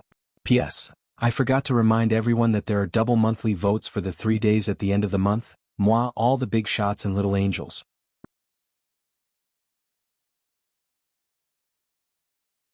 Chapter 1623. You insist on going to court? Hijichu took his hands out of the pockets of his military pants and placed them behind his back. He said indifferently, Fine, I'll hand you over to the military court. I'll be able to grant your wish to go to court very soon. Qin Yaoguang was stunned for a moment and quickly asked, What about Nianji? When will you arrange for her to meet me? She'll see you when you go to court. Hijichu waved his hand and said to Old Master Qin and Wen Shui, Okay, your visiting time is over. Please go back. I'm going to send Dean Qin to the military court. Only then did Qin Yaoguang realize that she had been tricked by Hijichu. She questioned him angrily, What reason do you have to stop us from meeting? Hijichu, don't forget you're no longer Nianji's fiancé. You're a suspect now, so of course I have the right to decide who you can't see. Hijichu didn't even bother to look at her. Don't talk to me about the law if you're ignorant of it. When I was teaching law at the university, your lawyer was only my assistant. Wen Shui's eyelids twitched uncontrollably. She quickly gave Qin Yaoguang a look and said, Auntie Qin, if you have anything to say, it's the same in court. Qin Yaoguang closed her eyes and sat back down dejectedly. She tilted her head and said stubbornly, Then young Master please tell Nianji that I've already apologized to her and told her not to be prejudiced against me. No matter what, I'm her only relative in this world. Everything I do is for her own good. For example, forcing her to undergo a memory-stripping surgery? Or, do you want to use her body for experiments? Hijichu retorted Qin Yaoguang rudely. If that's what's good for her, I think it's better for you to be the same as before and say that you don't treat her as your own daughter. At least you're consistent with your words and actions. You're forcing yourself to say things that you don't want to. Even I feel bad for you. Qin Yaoguang's mother-daughter relationship was shattered by Hijichu's words. She was angry, anxious, embarrassed, and annoyed. The intense changes in her emotions even affected the changes in the pituitary gland. The biochip implanted in her brain to resist hypnosis was also strongly stimulated, causing her to have a severe headache. Qin Yaoguang's expression turned ugly. She covered her chest and endured it, but in the end she couldn't hold it in. She opened her mouth and spat out a mouthful of blood. Old Master Qin stared at this scene with his mouth agape. He leaned on his walking stick in horror and asked worriedly, "Yaoguang, are you okay? Why are you vomiting blood?" He straightened his back and smiled wryly at Hijichu. As expected of lawyer Qin's biological son, she once made the defendant cry and plead guilty in court. "Your words angered my daughter so much that she vomited blood. This is really the case of the student surpassing the master." The corners of Hijichu's lips curled up into a devilish smile. "Is that so? Then Dean Qin should be mentally prepared because when you go to court, you will have to face Nianji, the famous lawyer. She is more eloquent than I am. By then Dean Qin wouldn't just spit out blood from anger. It's possible that he'll die from anger in court." When Shuyi was very upset when she saw Hijichu praising Gu Nianji in front of Old Master Qin and Qin Yaoguang. Her eyes dimmed even more. She lowered her head and walked over to take out a tissue and handed it to Qin Yaoguang. "Auntie Qin, do you want to get a doctor to examine you?" Qin Yaoguang took the tissue and wiped her mouth. She shook her head and said, "No need, I know my body. This is caused by an emotional change that causes the pituitary gland to secrete too much. It has a rejection reaction with the biochip, causing the gastrointestinal mucosa to stimulate and cause the vomiting of blood." When Hijichu was a cautious person. Seeing that Qin Yaoguang was vomiting blood, he followed the procedure and called for a military doctor to examine her. The results were similar to Qin Yaoguang's own diagnosis, but they had to go through this procedure. Otherwise, if someone with ulterior motives used it in the future, it would be twisted into torture to extort a confession. After the military doctor's examination, there would be a medical record, a diagnosis and a third-party witness. These proofs were more convincing than surveillance. Old Master Qin waited until the military doctor said that Qin Yaoguang was fine before leaving with Wenshui. Hijichu directly sent Qin Yaoguang to the military court to be held in custody and waited for the day to appear in court. This trip was smooth. No one coveted their convoy anymore, and they quickly sent Qin Yaoguang to her destination. Because the people involved in this case were not ordinary people, they received special treatment in the military court. The next day they received news that the case was scheduled for December 31st, the last day of the year. At the very most, there were only 2 days left until the court hearing. Hijichu personally called Gu Nianji to inform her of the date of the court hearing. Gu Nianji was very surprised. "So fast? It's actually the day before New Year's Day." Hijichu wore a Bluetooth headset and spoke to her as he signed the documents. "This is the earliest date that can be scheduled." Hijichu signed his name on the document in a flamboyant manner and smiled. "Don't you want to resolve it and have a good new year?" "It's no different to me." Gu Nianji lay on the sofa and threw a grape into her mouth. She shrugged and said, "She doesn't mean anything to me, so even if this case isn't resolved, I'll still have a happy new year." Hijichu stopped writing and thought about it for a moment before repeating Qin Yaoguang's words. "Nianji, Qin Yaoguang, I want to tell you that she apologizes to you." "Apologizes?" Gu Nianji almost choked on the grape. She quickly sat up and covered her neck while coughing a few times before swallowing the grape. She panted and said, "Young Master are you trying to scare me to death so that you can inherit my grapes?" Hijichu scoffed. "You're useless. You just said that Qin Yaoguang didn't affect you at all, and you're about to be slapped in the face." "I'm just surprised." Gu Nianji's perfectly shaped black jade eyes darted around and she smiled slyly. "Dean Qin actually apologized to me? Did you scare her silly? I don't have that much ability." Hijichu's lips twitched self-deprecatingly. "I locked her up for 46 hours but she didn't say a word. She didn't eat or sleep. She has quite the endurance." "She's that good?" Gu Nianji smiled. Her plump lips curled up in a beautiful arc, and 2 small dimples appeared on the corners of her lips. As expected of an outstanding medical scientist and biologist, she was actually able to last 46 hours. What about the last 2 hours? What happened? Why did she apologize? "That's why I said I don't have that much ability." Hijichu put down his pen and tapped his foot on the ground. He turned his chair back and faced the transparent floor-to-ceiling window. He sneered and said, "It's all thanks to Old Master Qin and Wenshui. They visited Qin Yaoguang in the last 2 hours." "Oh? Then what did they say?" Gu Nianji asked with great interest. "Nothing much." Hijichu looked at the floor-to-ceiling window with a half-smile, as if he could see Gu Nianji's current appearance. She must be looking at him with her big black and translucent eyes that were as big as a kitten's, he continued. In the end, the older the wiser. As soon as old Master Qin arrived, he advised her to quickly turn herself in and plead guilty. He even blamed her for treating you so badly and said that there was no overnight feud between mother and daughter. Gunyanji felt unwell when she heard this. She quickly shouted, "Stop, stop. Who doesn't have an overnight feud with her? I have a blood feud with her. Tell her, don't think that she can get over it just by apologizing. I Gunyanji am a vindictive person." Yijichu nodded. "You can tell her that personally in court. After all, Qin Yaoguang also said that she would only say it in court." "Haha, that impressive." Gunyanji clenched her fists and waved them in the air. She said excitedly, "I'll wait and see." This was today's second update, Chapter 1612, Consistent in Appearance, Consistent in Action. A reminder for everyone's monthly votes and recommendation votes. Moi all the big shots and little angels.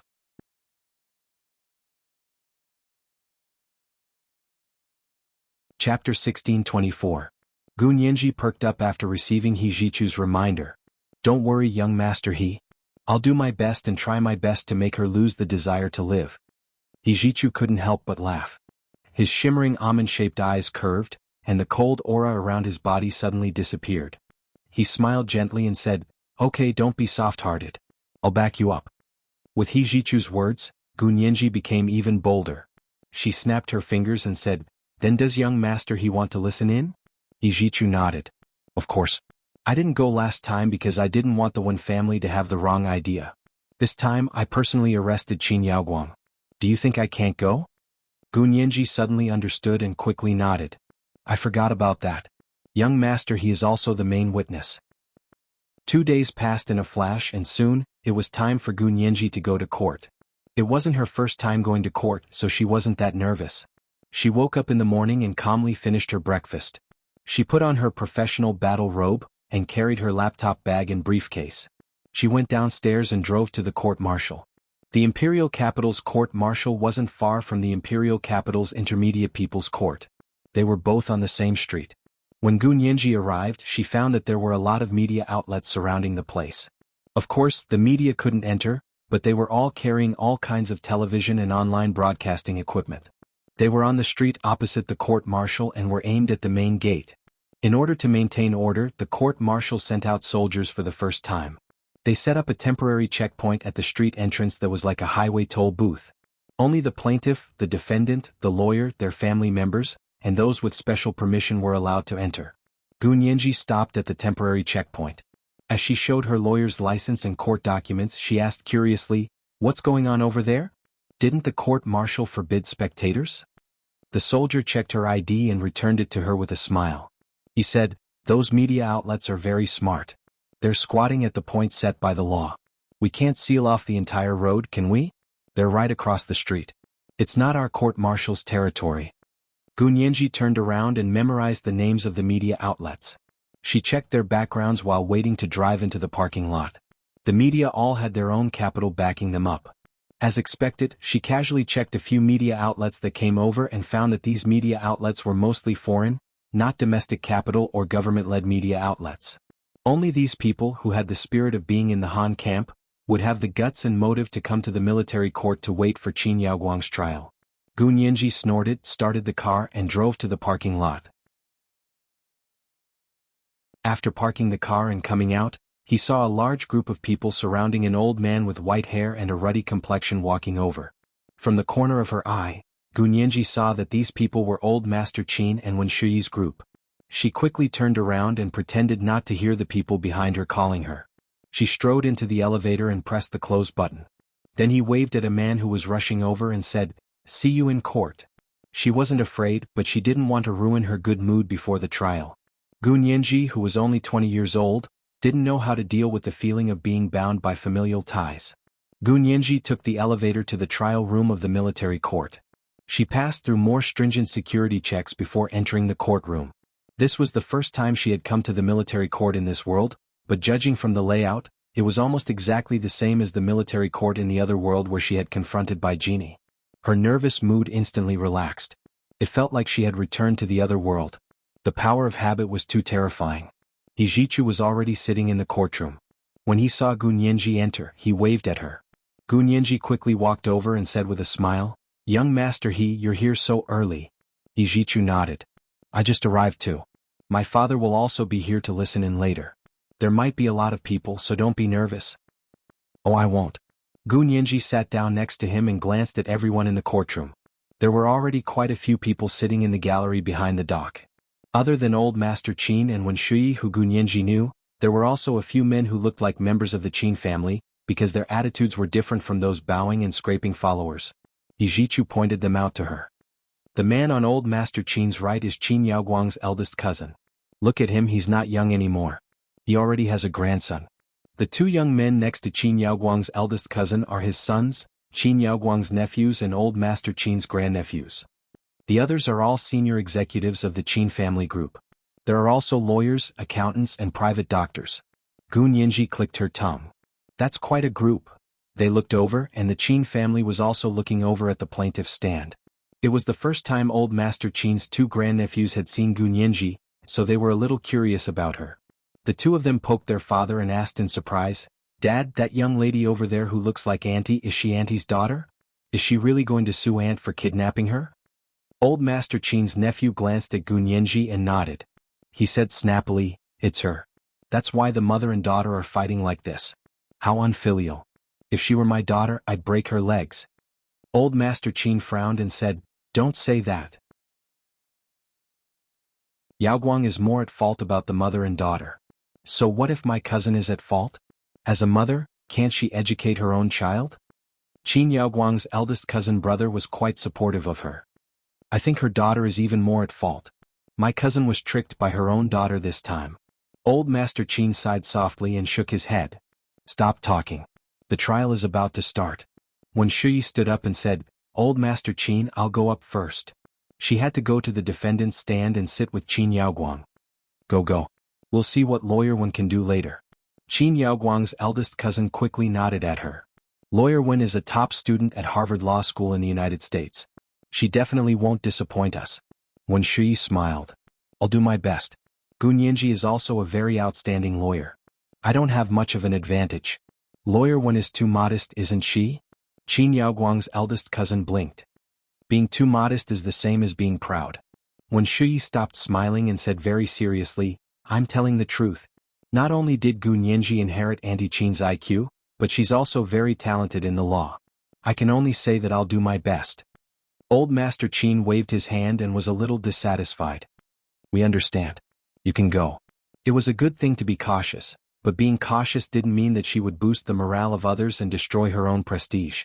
In old Master Qin's opinion, Wen Shui's aura was already lower than Gu Nianji's. If she couldn't even do it in one go, would there still be any hope of winning the case? Wen Shui sensed the change in old Master Qin's mood. She bit her lip and walked out with her laptop and briefcase. Qin Yaoguang was brought over by the military police of the court-martial. At a glance, she saw that her side was full of people. Not only had her father come, but her eldest cousin and his two sons had also come. She was very touched and turned around to wave at them. Then she gracefully sat down behind the defendant's stand. Wen Shui sat next to her and whispered, "Auntie Qin, are you ready? Are you really not going to tell me what you're going to say in advance?" Qin Yaoguang glanced at her and said indifferently, "I told you I'll only say it in court. Anyway, I'm done, so you can do as you see fit. Gu Nianji is younger than you, less experienced, and the school she went to isn't as good as yours. If you still can't beat her, then I've overestimated you all these years for nothing." She looked at Gu Nianji and scoffed disdainfully. There was only one person sitting alone in the gallery on Gu Nianji's side. It was Yijichu, and it couldn't compare to the grand scene on her side. When Shui's eyes dimmed, she turned her head and said firmly in a low voice, "I can only do my best. A lawyer isn't omnipotent." She couldn't defend Qin Yaoguang no matter what she said later, could she? Qin Yaoguang refused to cooperate, so when Shui made up her mind to protect herself. It was more important to protect herself first, and then to defend Qin Yaoguang. Soon, the presiding judge brought two judges over and sat down in the courtroom. There were two court clerks in front of them who were in charge of paperwork. In the courtroom, the gavel rang and the presiding judge said in a clear voice, "The trial of Gu Nianji's lawsuit against Qin Yaoguang for kidnapping a minor 8 years ago has officially begun." He was about to let the prosecution and defense make their statements when the door to the courtroom suddenly opened. A man hurried in and whispered a few words in his ear. The presiding judge quickly stood up and said, "All rise. We welcome General He Qingjian's guidance." All the people in the court were on their feet at once. The soldiers all gave a standard military salute. Those who weren't soldiers also stood straight and saluted. Gu Nianji had already known that He Qingjian would come to listen in. Yijichu had told her. However, no one on Qin Yaoguang's side had known in advance. Now that she realized that He Qingjian was here, Qin Yaoguang was the first to be so moved that her entire body trembled. She covered her mouth with her hand and almost cried. Old Master Qin was slightly stunned. He looked at Qin Yaoguang's eldest cousin brother and was a little bewildered. What was He Qingjian doing here? Did he still have feelings for Qin Yaoguang, or was he here to support Gu Nianji? It was very important to know his position, but who could? Old Master Qin watched helplessly as He Qingjian strode in with a group of attendants and personal secretaries. He waved at the people in the courtroom and said amiably, "I'm just here to listen in. After all, it was a kidnapping case that happened in my family 8 years ago. My family is unfortunate, my family is unfortunate." As he spoke, he walked over to Gu Nianji and sat next to Yijichu. The people He Qingjian had brought with him sat around them and quickly filled up Gu Nianji's side of the courtroom. The light in Qin Yaoguang's eyes quickly dimmed. She looked down at the table in front of her and took a deep breath. In the courtroom, the presiding judge announced the start of the trial again. He first extended his hand to Gu Nianji. "The plaintiff, Gu Nianji, is also a lawyer. Please state the case." Gu Nianji stood up and bowed to the people in the courtroom. She then said calmly, "This is the second trial of this case today. The first trial was held in the Imperial Capital Intermediate People's Court. The He family's gardener, Wen Daiyou and Liang Meili were convicted. However, during the trial, an important piece of evidence for the kidnapping case was discovered. A note written by Gu Xiangwen was actually not written to the He family 8 years ago, but to Qin Yaoguang and the people in her laboratory 14 years ago. Because of this, the case has been reversed. I applied to the court to sue Qin Yaoguang and the people in her laboratory. After discussion, the court agreed to my request. Due to the security level of Qin Yaoguang and her laboratory, the case was finally transferred to the military court for trial. The specific turning point of the case has been submitted. Today, I hope to be able to question Qin Yaoguang face to face. Why did you set up a trap to kidnap me 8 years ago when I was 12 years old? You even framed my father, Gu Xiangwen? The presiding judge nodded and looked at the defendant's stand. The defendant, please answer the question. Generally speaking, the defendant's lawyer first had to answer the questions on behalf of his client. Wen Shuyi knew nothing about what Qin Yaoguang wanted to say, but she had her own professionalism.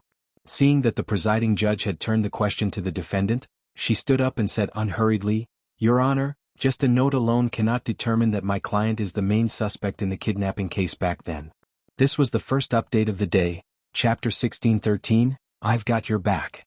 A reminder to everyone about the monthly votes and recommendation votes. Today was Monday, especially the recommendation votes. There was a second update at 8 p.m. Moi all the big shots and little angels.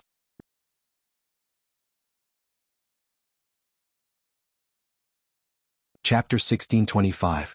Gu Nianji looked straight ahead at the courtroom and didn't look in Wen Shuyi's direction. However, as soon as Wen Shuyi made a move, Gu Nianji knew that Wen Shuyi was indeed a strong opponent. It all depended on the entry point she was looking for. If Gu Nianji were in her shoes, she would argue the same way. Because they only had one note as evidence, and it was circumstantial evidence. This note confirmed that the kidnapping and disappearance 8 years ago had nothing to do with Gu Xiangwen, but it wasn't certain that it had something to do with Qin Yaoguang. When they tried to investigate and collect evidence, all the laboratory staff were killed. This method was simple and crude. It was as if they were trying to expose themselves. However, this method was very effective because it cut off the entire chain of evidence at the root. Unless they could catch the mastermind behind the car accident and prove that the mastermind was directly related to Qin Yaoguang, it would be very difficult for them to convict Qin Yaoguang based on the note alone. Even though Gu Nianji knew that old Master Qin had personally gone to see Qin Yaoguang 2 days ago and asked her to plead guilty, when it came to court, it was about evidence and logic. You weren't guilty just because you said you were guilty. You weren't guilty just because you said you weren't guilty. Gu Nianji's mind churned with the entry point she had been pondering over for the past 2 days. She sighed softly and a faint smile appeared on her face. As when Shui spoke, she glanced at Gu Nianji and saw a smile appear on Gu Nianji's pretty face. She paused before continuing, "So I want to plead my client's innocence." Qin Yaoguang's eyelids twitched. She quickly glanced at Wen Shui and secretly curled the corners of her lips. She really hadn't doted on this child for nothing. Qin Yaoguang's heart calmed down. She couldn't help glancing at the gallery behind Gu Nianji. Yi Qingjian and He Jichu were sitting in the gallery behind her. Their postures were straight and they were sitting in the standard military posture. The father and son looked very similar. He Jichu had inherited his father's good looks. Looking at him was like looking at He Qingjian when he was young. Qin Yaoguang sighed in her heart. She looked away and looked at Gu Nianji, who was in the plaintiff's seat. She was tall, slender and graceful. Her face was pretty, and her big black eyes were sparkling like bright pearls. She was the first bud of a strange flower. He really was different from when he was fat and short when he was young. While Qin Yaoguang was lost in her thoughts, the presiding judge in the courtroom began to speak. He looked at Gu Nianji. "Plaintiff's lawyer, do you agree with the defendant's lawyer?" Gu Nianji stood up and stopped smiling. She said sternly, "I disagree." When Shui nodded and said calmly, "Lawyer Gu, please don't be emotional. You and my client are biological mother and daughter. The two of you haven't seen each other for many years, and there's a barrier between the two of you. This is a problem that can be solved. But just based on a guess, you sued your own mother and made so many people follow you around. It's a waste of society's resources." Gu Nianji turned to look at her, and a trace of mockery flashed in her eyes. She looked down and said calmly, "I'm your client's biological mother and daughter. What does that have to do with me suing her? Or do you think that parents have the power to kill their children? If parents want their children to die, their children have no choice but to die, and the parents don't have to bear any legal responsibility? If parents directly caused the death of their children, of course they have to bear legal responsibility. But the problem is, do you have evidence to prove that my client was responsible for the kidnapping and disappearance back then?" When Shui laughed. She suddenly felt that she had overestimated Gu Nianji. It was obvious that the other party was powerless in front of her. Gu Nianji took a deep breath and clenched her hands into fists. She walked out of her plaintiff's stand and stood in front of the defendant's stand. She faced Qin Yaoguang, who was sitting with a smile, and asked calmly, "Miss Qin Yaoguang, may I ask if this note was written by Gu Xiangwen to you 14 years ago?" She was still holding the only piece of evidence, the note written by Gu Xiangwen. "You don't have to look for it anymore. I've taken my daughter away." Qin Yaoguang nodded. "It was written by Gu Xiangwen to my laboratory staff 14 years ago. This had already been confirmed in the last trial of the Intermediate People's Court. That was why the Intermediate People's Court had issued an arrest warrant and the military had taken over to take Qin Yaoguang and her laboratory staff away to assist in the investigation." Gu Nianji placed a copy of the note on the defendant's stand in front of Qin Yaoguang. She leaned forward and asked with a smile, "May I ask why my father wrote this note 14 years ago?" Qin Yaoguang raised her eyelids and smiled. She raised her chin at the plaintiff's stand behind her and said, "Because your father wanted to take you away from me and send you to the He family." "Really? If I was by your side, why would my father write a note to your laboratory? Why didn't he write it to you directly?" Gu Nianji tilted her head and smiled, but her eyes were abnormally cold as she looked at Qin Yaoguang with immense pressure.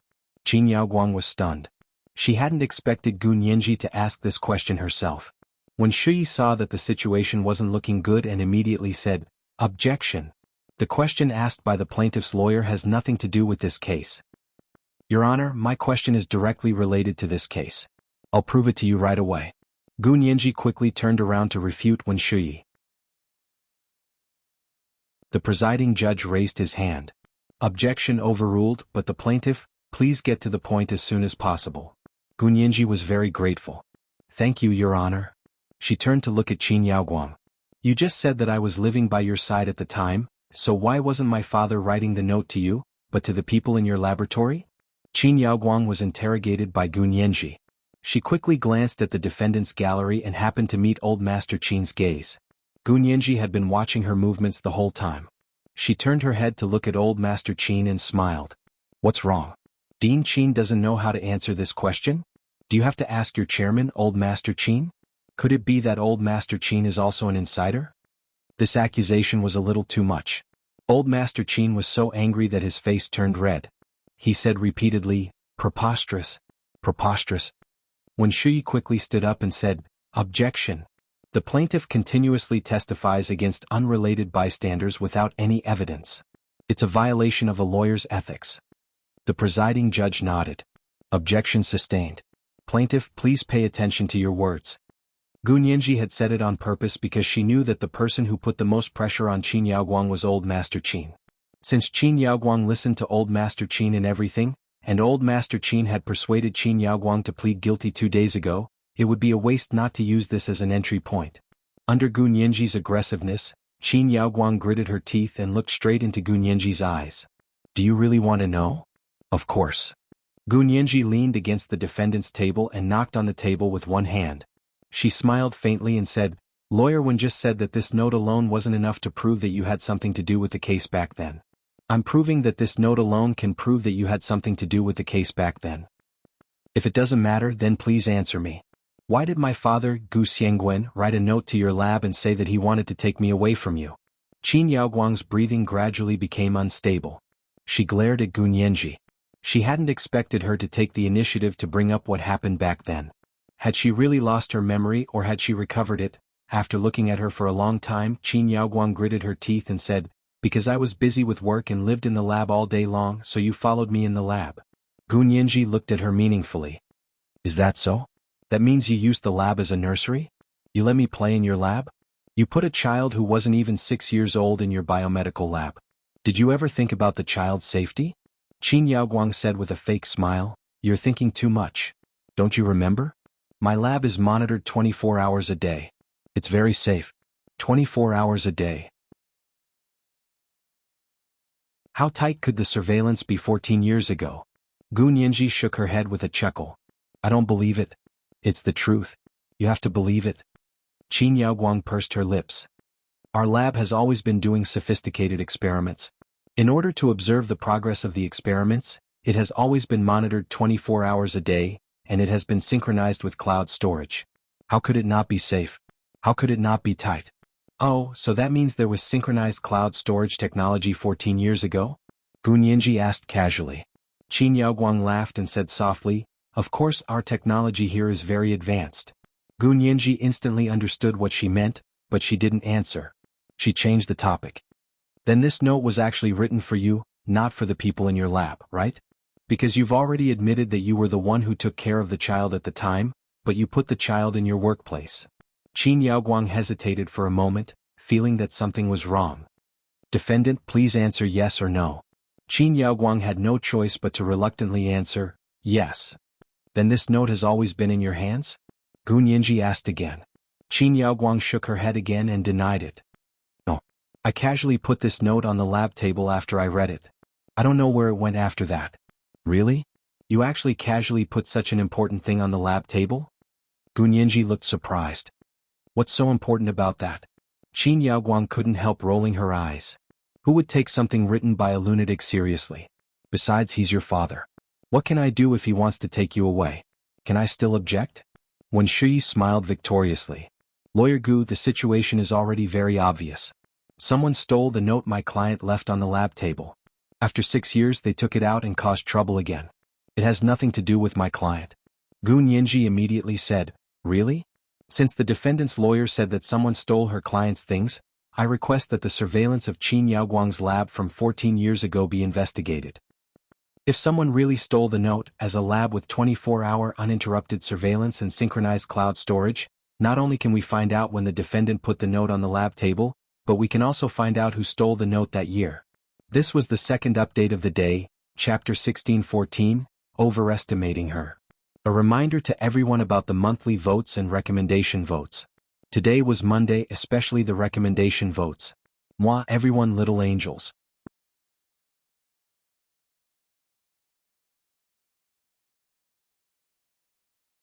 Chapter 1626. As long as we can find out who stole this note, we'll know who led the kidnapping 8 years ago. Gu Nianji looked at Qin Yaoguang meaningfully. But if we can't find out who stole the note in the surveillance footage, or if the surveillance footage suddenly disappeared, and there was a technical malfunction, then Dean Qin, you're lying. That means that the note wasn't lost at all. You were deliberately misleading others and shirking responsibility. Qin Yaoguang looked at Gu Nianji in disbelief. Her almond-shaped eyes widened into oranges. Was she really not afraid of her perfect genes and special physique being exposed? Or was it that the ignorant were fearless? Was it because Gunyanji was still in a state of amnesia that she dared to challenge her to her face and ask her to take out the surveillance footage from that year? However, Qin Yaoguang really couldn't take out the surveillance footage from that time. This was because the surveillance footage from when Gunyanji entered the laboratory at the age of 2 to when she was taken away by Gu Xiangwen and sent to the He family at the age of 6 had been completely deleted by Gu Xiangwen 14 years ago, including all the cloud storage.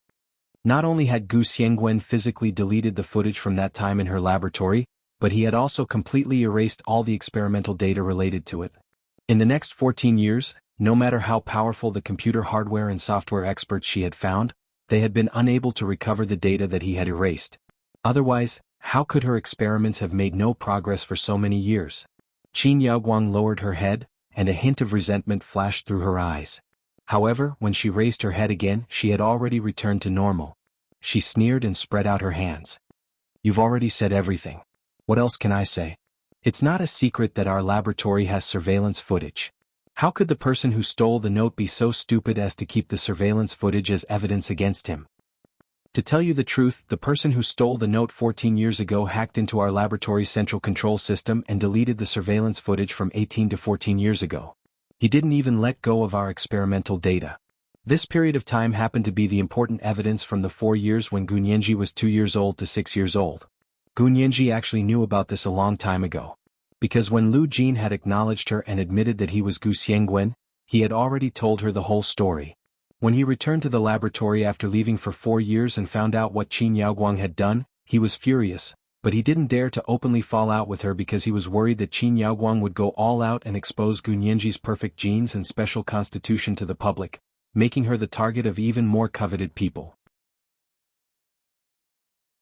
Therefore, he only secretly warned Qin Yaoguang to physically delete all the relevant data from Qin Yaoguang's laboratory. Of course, this included the surveillance video of that period of time. Then he sent Gunyanji directly to the He residence. Because he knew that there was only one person in this world who could make Qin Yaoguang not dare to act rashly, and that was He Chengjian. Although the data and surveillance videos were good evidence, they were also double-edged swords. While accusing Qin Yaoguang, they would also hurt Gunyanji. Lu Jin chose the lesser of two evils. He decided to delete all the data to the point where it could not be recovered. Only then would he be able to protect Gunyanji to the greatest extent. Gunyanji's heart warmed at the thought of Lu Jin's fatherly heart. This feeling of having someone to rely on no matter what she did had become her new belief and pillar of support. Gunyanji looked at Qin Yaoguang with a smile and said casually, "Really? What a coincidence. Whatever evidence we were looking for, whatever evidence disappeared.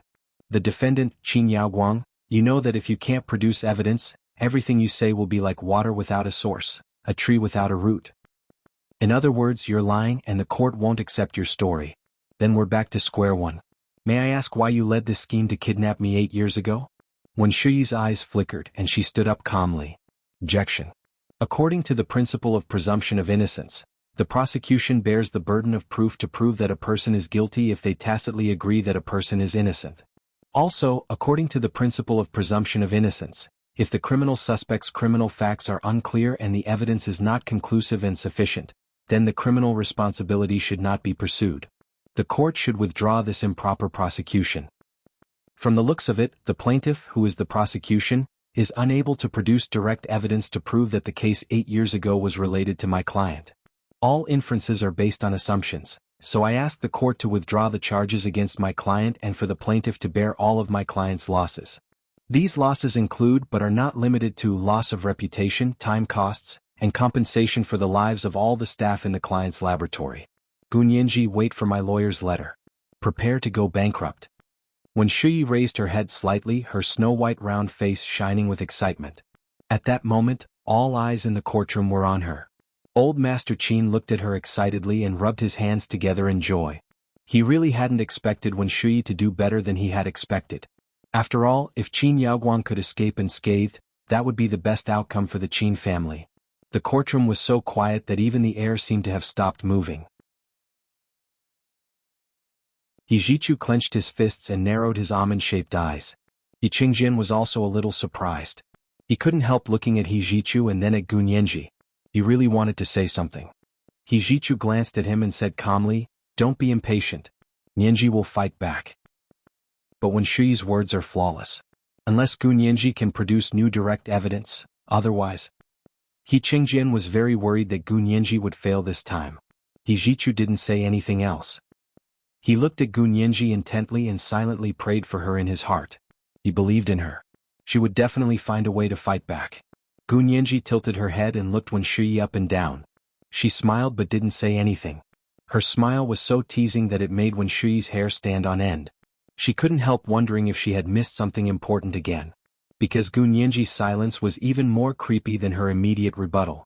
The courtroom was gradually filled with tension as if a storm was brewing, like a bowstring slowly being pulled into a full moon in front of everyone. Just as the bowstring was about to be pulled to its limit, Gu Nianji burst out laughing. Her laughter was crisp and melodious, like a silver bottle breaking and pearls falling onto a jade plate. It swept away the tense atmosphere in the air. There's no direct evidence, so you're presuming innocence and presumption of innocence? Lawyer Wen, are you stupid in your eagerness to exonerate Qin Yaoguang? Gu Nianji slammed a piece of identification on the dock in front of Wen Shuyi. Lawyer Wen, open your dog eyes and look carefully. Wen Shuyi quickly lowered her head and saw that Gu Nianji had slapped a plaintiff's indictment in front of her. She blinked and didn't react for a moment. She subconsciously said, "This is your plaintiff's indictment. It's just to prove your identity as the plaintiff. You say this is direct evidence? You're the one who wants to sue your biological mother. Are you crazy?" When Wen Shuyi said plaintiff's indictment, the other people in the courtroom might not have reacted, but He Jichu's lips curled up slightly, and a smile appeared on his cold face. He knew that Gu Nianji had indeed found the most powerful counterattack. Sure enough, Gu Nianji picked up the plaintiff's indictment again and showed it to everyone in the courtroom. She said calmly, "Lawyer Wen made it very clear just now. This is my plaintiff's indictment.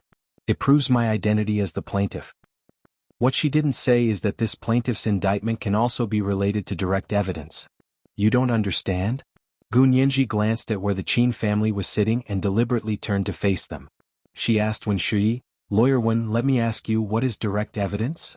"Lawyer Gu, you haven't even forgotten the basic legal knowledge you learned in university, have you?"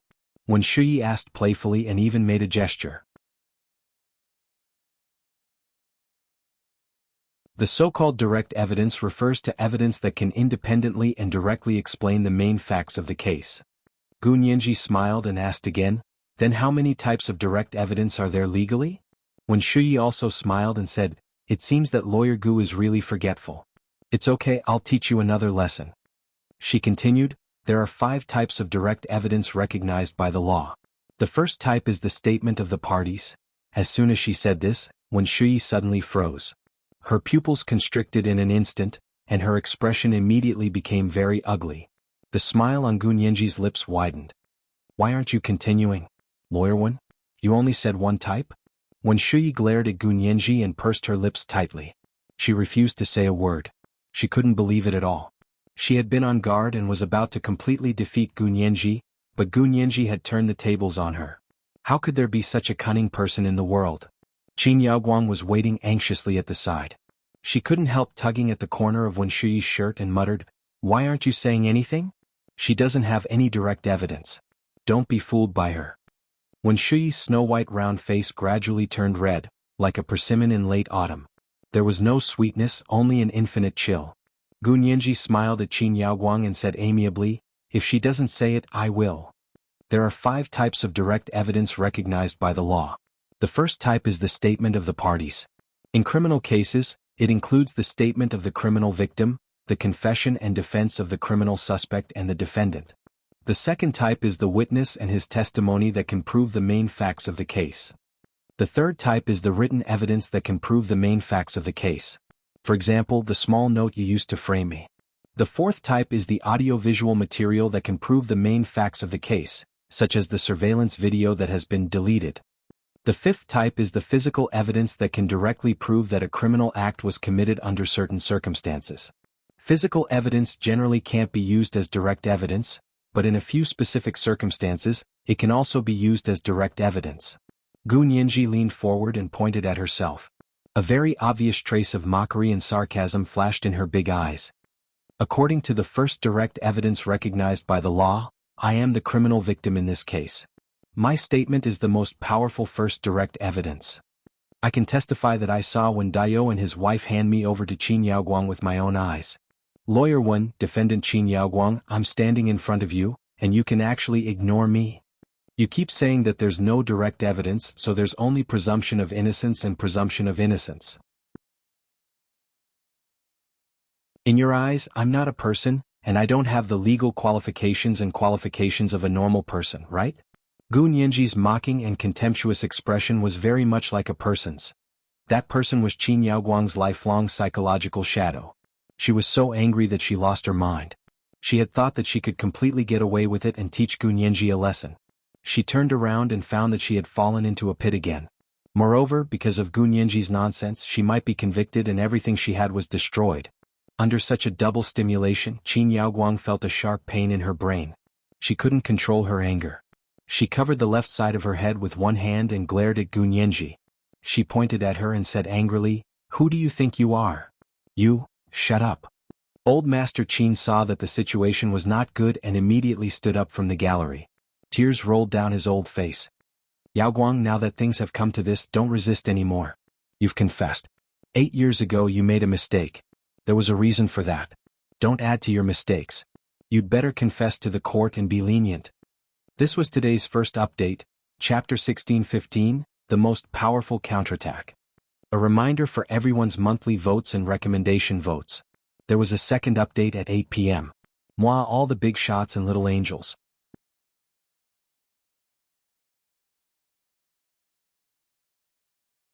Chapter 1627. In the courtroom, the presiding judge immediately frowned, knocked with the gavel and said solemnly, "Family members, please do not disturb the order of the court trial." A few military police officers immediately walked over and gestured for Old Master Qin to leave. Old Master Qin burst into tears. Supported by his nephew, he left the auditorium. As he walked past Gu Nianji, Old Master Qin choked out, "Nianji, I know it was your mother's fault. I apologize on her behalf. We'll let you vent your anger. When the case is over, grandfather will take you to the Qin family for a few days." Gu Nianji frowned slightly and said, "Old Mr. Qin, this is a lawsuit in court.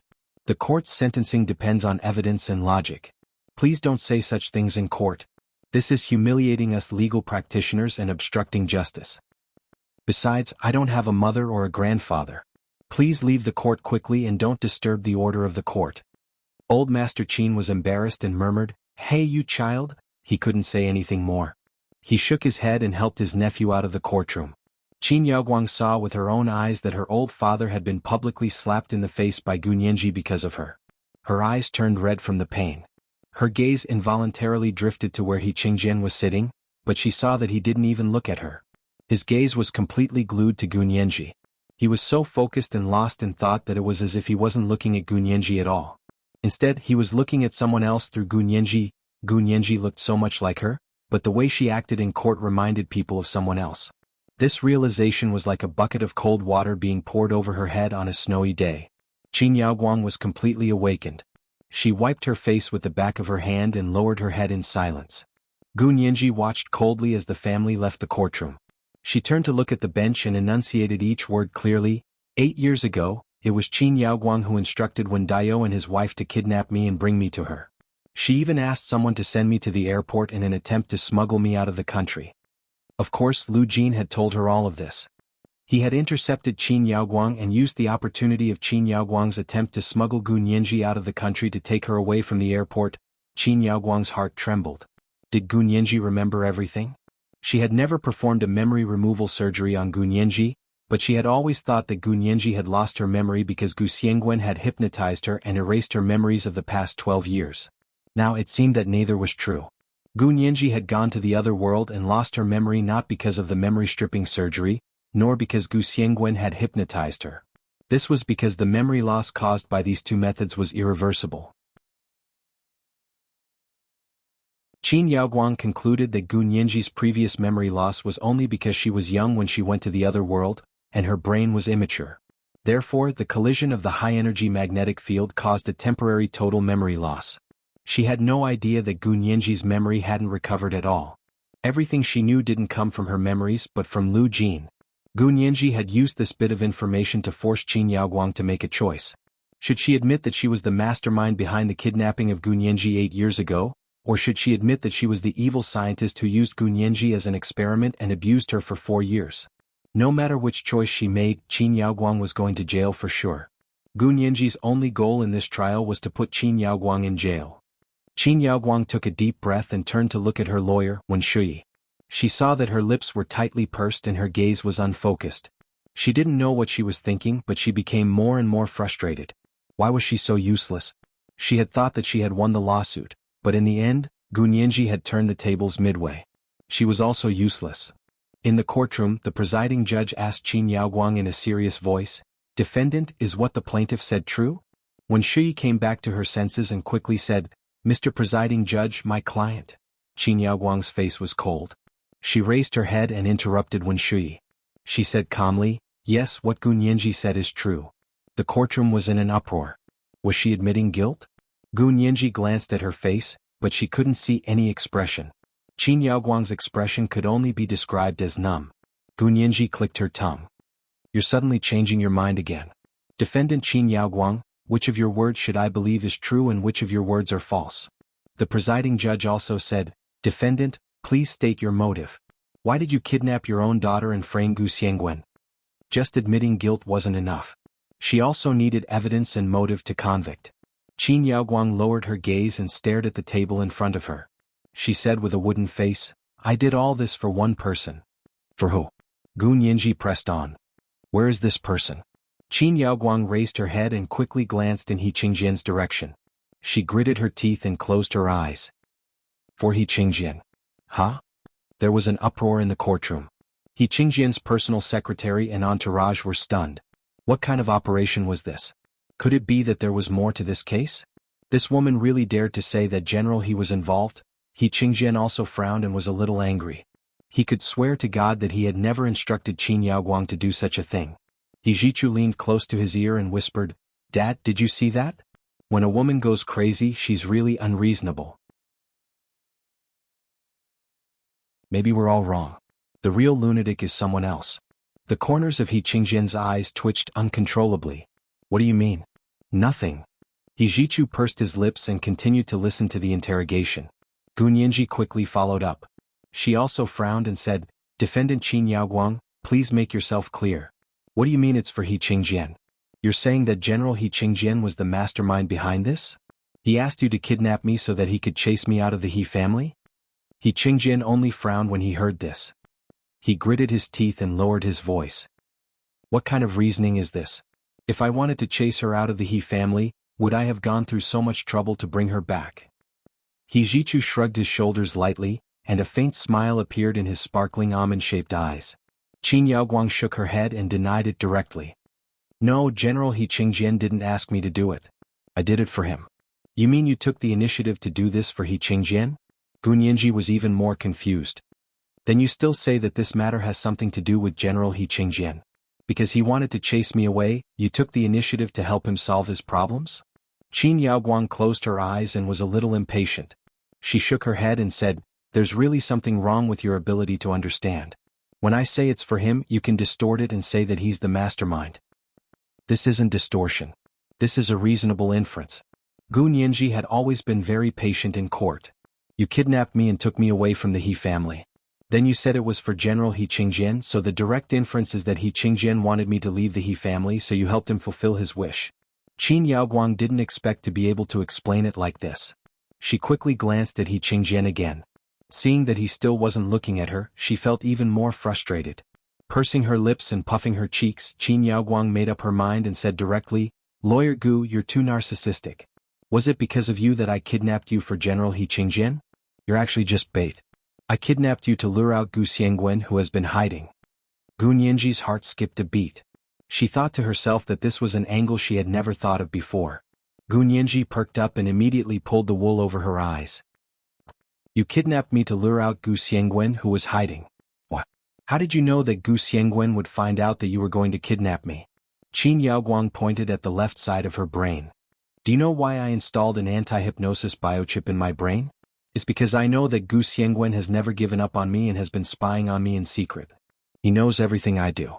Actually, Qin Yaoguang only realized all of this after Gu Xiangwen had intercepted Gu Nianji. Only then did she realize that even though Gu Xiangwen was on the run, he had been spying on her. But in court she said the opposite of everything, and it actually made sense.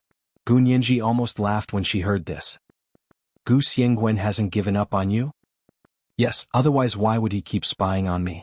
Qin Yaoguang said righteously. But I don't like it. I told him a long time ago that I only liked one person from the beginning to the end, and that was my ex-fiancé and ex-husband, General He Qingjian. Gu Xiangwen isn't even worthy of carrying General He's shoes. Shut up. Aren't you embarrassed to say such things in court? Gu Nianji was finally angered and interrupted her sternly. What part of you is worthy of my father, Gu Xiangwen, liking? You're not as good as him academically, your IQ is not as good as his, and even your EQ is not as good as his. Yet you're in the same line as him. Do you know what it means to be in the same line as an enemy? How did you imagine that someone else liked you? Of course you won't admit it. Qin Yaoguang was in a good mood when she saw that Gu Nianji was angry. She looked at He Qingjian affectionately and realized that he was finally looking at her. The smile on her face widened. But whether you admit it or not, it's the truth. I made use of this and used you as bait to lure Gu Xiangwen out. Everyone saw what happened after that. Gu Xiangwen really appeared and burned himself to death in front of everyone. She turned to look at He Qingjian and said very sincerely, Qingjian, I know what's bothering you. You want to capture Gu Xiangwen to pay for your wife's life. I know I shouldn't have used such a method to lure him out, but as long as I can help you get revenge, I'm willing to do anything for you. Gu Nianji was so angry that she laughed. Qin Yaoguang, you're the true love saint. In order to avenge a man who doesn't love you, you're actually willing to take the risk. But I want to ask, why did General He Qingjian want Gu Xiangwen to pay for his wife's life? This is today's second update, Chapter 1616, True Love Saint. A reminder for everyone's monthly votes and recommendation votes. Good night, everyone, little angels.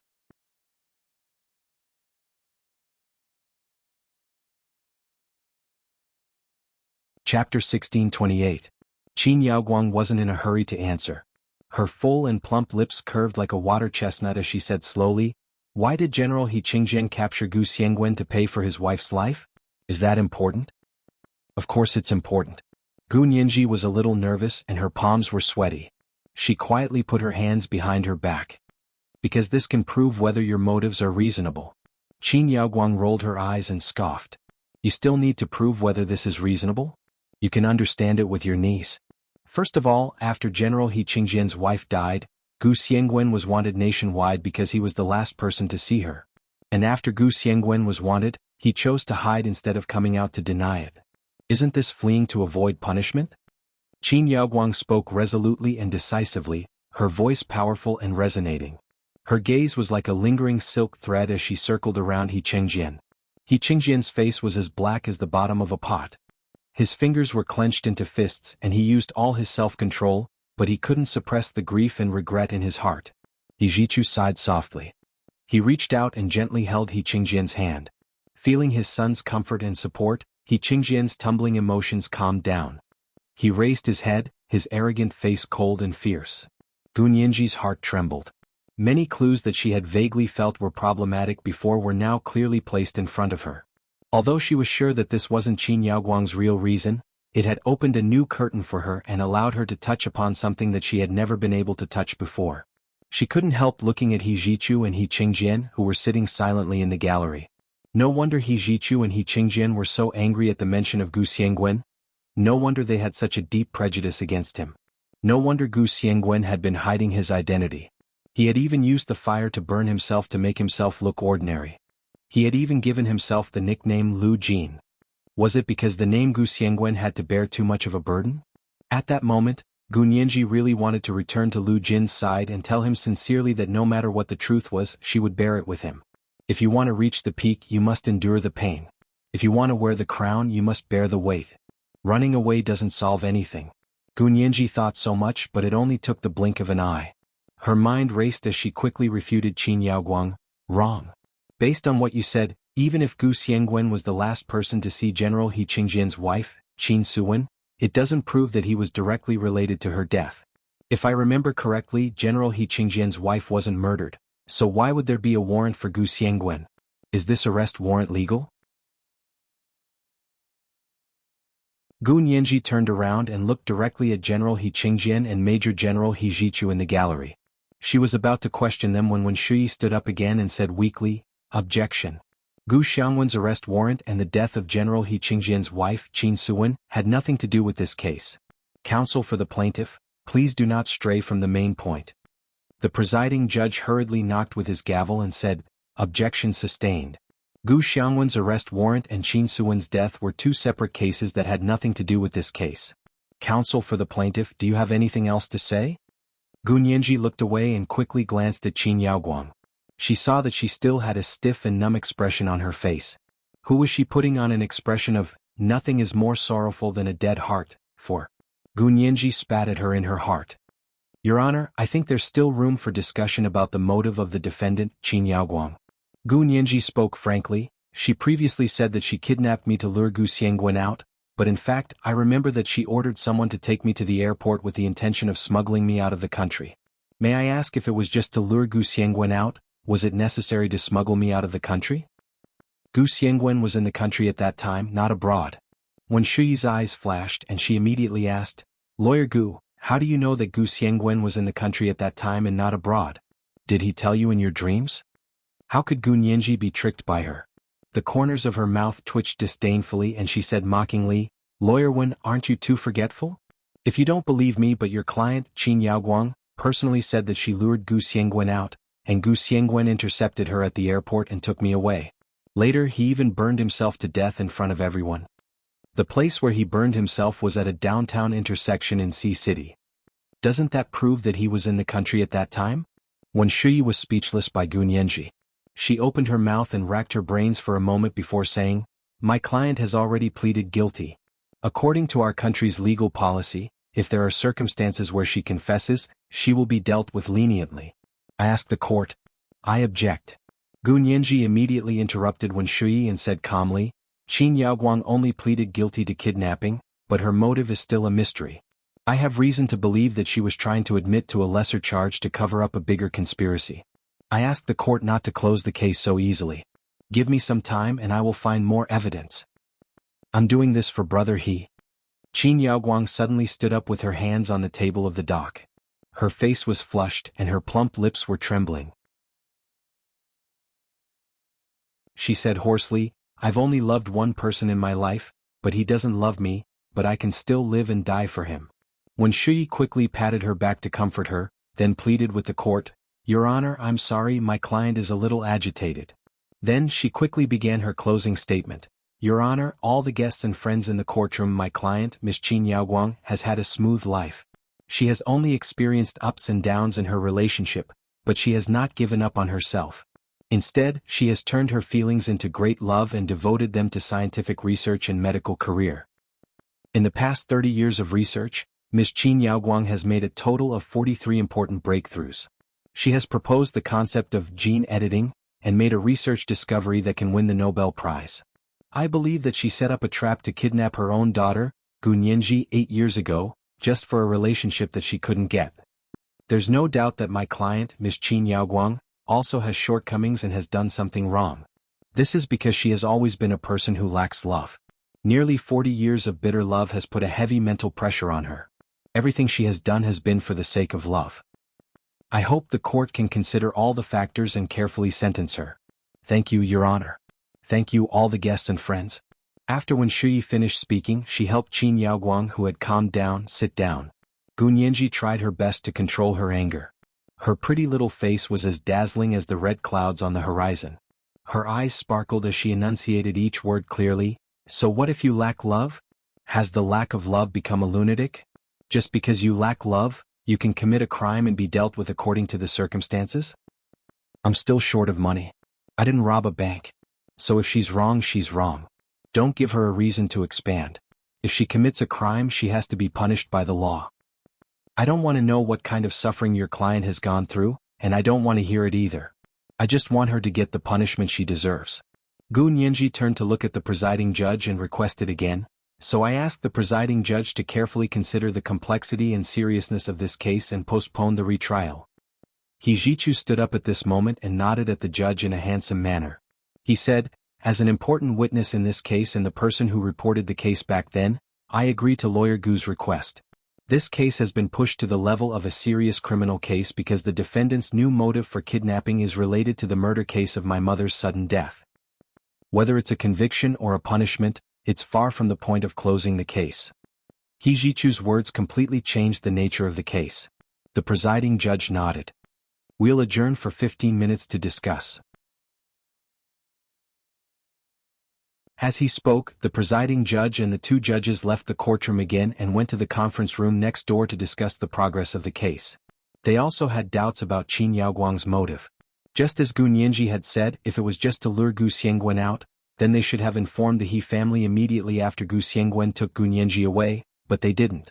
It could be said that this motive had been hidden for 8 years. It was only when it was revealed that the note wasn't left by Gu Xiangwen to the He family 8 years ago, but was written by Gu Xiangwen to Qin Yaoguang 14 years ago that the entire case was flipped. Qin Yaoguang's new motive under such circumstances was very touching, but it was illogical. The court needed direct evidence, indirect evidence, and logical connections to support each other in order to form a complete chain of evidence. This chain of evidence had once pointed directly at Gu Xiangwen. However, after Gu Nianji pointed out that the direct evidence on the note was wrong, the entire chain of evidence was broken and reorganized. I agree with the plaintiff's lawyer and the witness He Jichu, one of the judges said seriously. Moreover, this case involves the truth of Qin Suwen's death. I think we can postpone the retrial. Another judge agreed, but he also had concerns. But I'm afraid the Qin family won't let this go. The defendant, Qin Yaoguang, is a person of high social status, and it involves her personal relationship with General He Qingjian. The presiding judge pondered for a long time and made a decision. Then we'll postpone the retrial and wait for the plaintiff to present more evidence. If the Qin family and General He Qingjian blame us, I'll take responsibility. The three of them made up their minds and quickly returned to the courtroom. The presiding judge knocked on the gavel and announced, because the defendant's new motive doesn't match the logic of the direct and indirect evidence, the trial will be adjourned temporarily until the plaintiff presents more evidence. At the same time he announced, the defendant, Qin Yaoguang, has been convicted of kidnapping. She will be temporarily detained in the military prison's independent cell pending a retrial. Qin Yaoguang raised her head abruptly and looked at the presiding judge in disbelief. She then turned to look at He Qingjian. The presiding judge had already walked down from the bench and was smiling as he shook hands with Gu Nianji. As for He Qingjian's face was already dark. He didn't even look at her as he strode out of the courtroom surrounded by everyone. Qin Yaoguang collapsed into her seat, and the last trace of light in her eyes disappeared bit by bit. A few military police officers walked over and took her to the military prison's independent cell to be locked up. When Shuyi deliberately followed her. After making sure that she was staying there, she left the heavily guarded military prison. When she came out of the military prison, she saw that the sky was already full of sunset in the west. The last evening of the solar year had quietly arrived. This was the first update of the day, Chapter 16-17, Lifting the New Curtain. Remind everyone of the monthly votes and recommendation votes. There was a second update at 8 o'clock in the evening. Kiss me, little angels.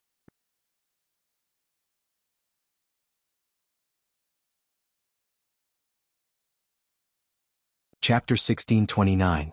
Gu Nianji didn't care if Qin Yaoguang was comfortable or not. It was a prison anyway. Did she think it was a 5-star hotel? Moreover, Qin Yaoguang was temporarily being held in a heavily guarded military prison, so Gu Nianji wasn't worried that someone would tamper with her. If even the military prison couldn't keep an eye on Qin Yaoguang, Gu Nianji really felt that the He family should go to hell. Therefore she left the courtroom at ease and went straight to the parking lot to get her car. When she arrived at the parking lot, she saw He Jichu sitting upright in his military uniform in front of her car, waiting for her. His long legs were stretched out in front of him and he crossed his arms. His sparkling almond-shaped eyes quietly watched her approach, then he bent slightly and said calmly, "It's New Year's Eve today. Where are you going to play? I'll accompany you." Gu Nianji took out the key and opened the car door remotely. She smiled and said, "No need, I'm not going anywhere. I'm too tired today. I want to have a good rest at home alone." "Really?" He Jichu stood up straight and looked at her attentively for a while. She had indeed been very tired these past few days. When she came out of the courtroom, her cheeks were unusually flushed. The lipstick had already faded, and her lips looked soft and pale. Her bright eyes were a little tired, and even the rare dark circles under her eyes had appeared. Hijichu rubbed her head with a pained expression. Okay, go back and have a good rest. Get some sleep. Tomorrow is New Year's. Gu Nianji nodded and opened the car door to get in. She asked with a smile, "What about you, young Master He? It's New Year's Eve and it's a good opportunity to party." Hijichu smiled and grunted. "I have a show tonight. I'm going to a party with a group of childhood friends. We'll count down the time together." Gu Nianji snapped her fingers at him in satisfaction. "Bingo. I'm happy to see you happy, young Master He. Have fun tonight. I'll wish you a Happy New Year tomorrow." "Happy New Year." Hijichu waved at her and watched her drive away. After Gu Nianji's car drove away, the smile on Hijichu's face faded. He touched his face and felt that his cheeks were sore. It wasn't easy to maintain a smile all the time. He got into his car and received a call from a few friends. He confirmed his itinerary for the night with a half smile. "Yes, no problem. We will definitely be there. Prepare some red wine. Let's have a good time today." Gu Nianji pushed open her door. As expected, Lu Jin and Lu Yuan looked up from the sofa and looked at her with concern. Gu Nianji felt her exhaustion disappear. She threw her laptop and briefcase onto the sofa and rushed to the fridge in the kitchen to grab a can of iced milk. She drank half the bottle in one gulp. "Nianji, how can you drink iced milk on such a cold day?" Lu Jin quickly followed her in. "I'll heat up a bottle of milk for you." Gu Nianji made a face. "Dad, my heart is burning. You didn't see how I fought against Qin Yaoguang in court." "I'm all ears," Lu Jin said with a smile. His expression was calm, but in fact he was very worried. Gu Nianji returned to the living room with a smile and vividly recounted everything that had happened in court that day. She became a drama queen and played many roles, vividly acting out the entire trial situation today. Lu Jin was intoxicated and very engrossed in the proceedings. He was a very qualified spectator as he watched the proceedings unfold in court. Lu Yuan was a little better than Lu Jin, but he was also attracted. When he knew that the case had not been completely closed and that they still had to wait for new evidence to be retried, he quickly nodded and said in agreement, "There are still many doubtful points.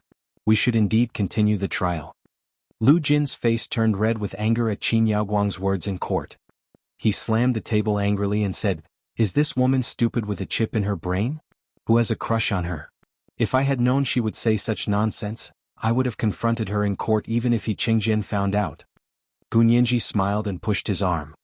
"Dad, didn't I help you fight back? Don't worry with me here, I won't let you suffer any more losses. Daughter."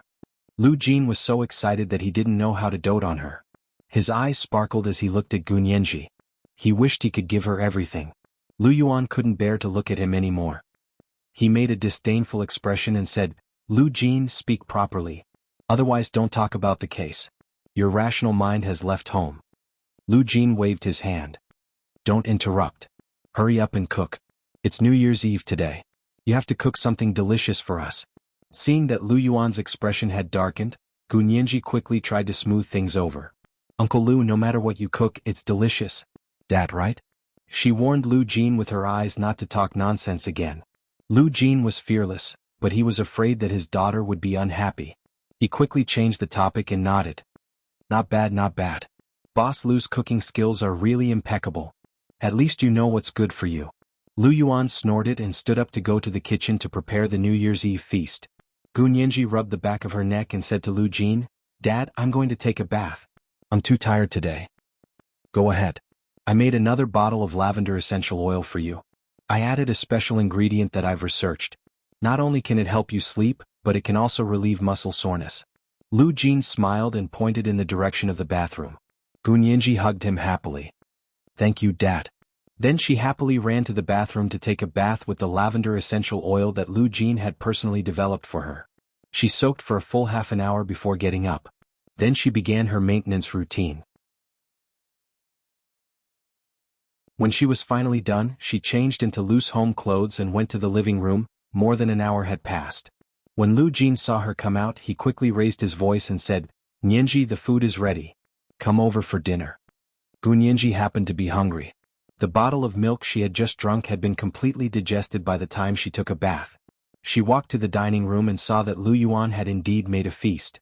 The table was filled with exquisite white orchid porcelain utensils. In the middle was a purple clay stew pot. When the lid was lifted, the delicious smell wafted out. Lu Jin pointed happily at the stew pot and said, "This is Buddha jumps over the wall. It's Boss Lu's specialty. But in all these years he's only made it once.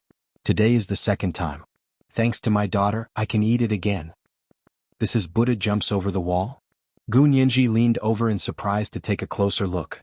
In the round and fat purple clay stew pot that looked like a small wine jar, there was a purple sea cucumber on the top, 2 round abalones next to it, jade-colored flour glue, fins that looked like fine white vermicelli, soft scallops and red prawns. She used a spoon to peel away the top layer, revealing the deer tendons, duck gizzards, pigeon eggs, turtle skirts and razor clams. It was obvious that the stew was ready. Moving further down, one could see the base of ham, pork ribs, pork tripe, tendons, ground chicken, ground duck as well as mushrooms, winter bamboo shoots and abalone mushrooms as a soup base. The fragrance was just right to arouse one's appetite, and Gu Nianji couldn't help but feel hungry. From the Buddha jumps over the wall pot, it could be seen that Lu Jin and Lu Yuan had been preparing for this New Year's Eve feast for a long time, because this thing couldn't be made in an hour. Gu Nianji was very touched and sat down. She called out to Lu Yuan and Lu Jin, "Uncle Lu, Dad, sit down quickly. Let's have a New Year's Eve feast together."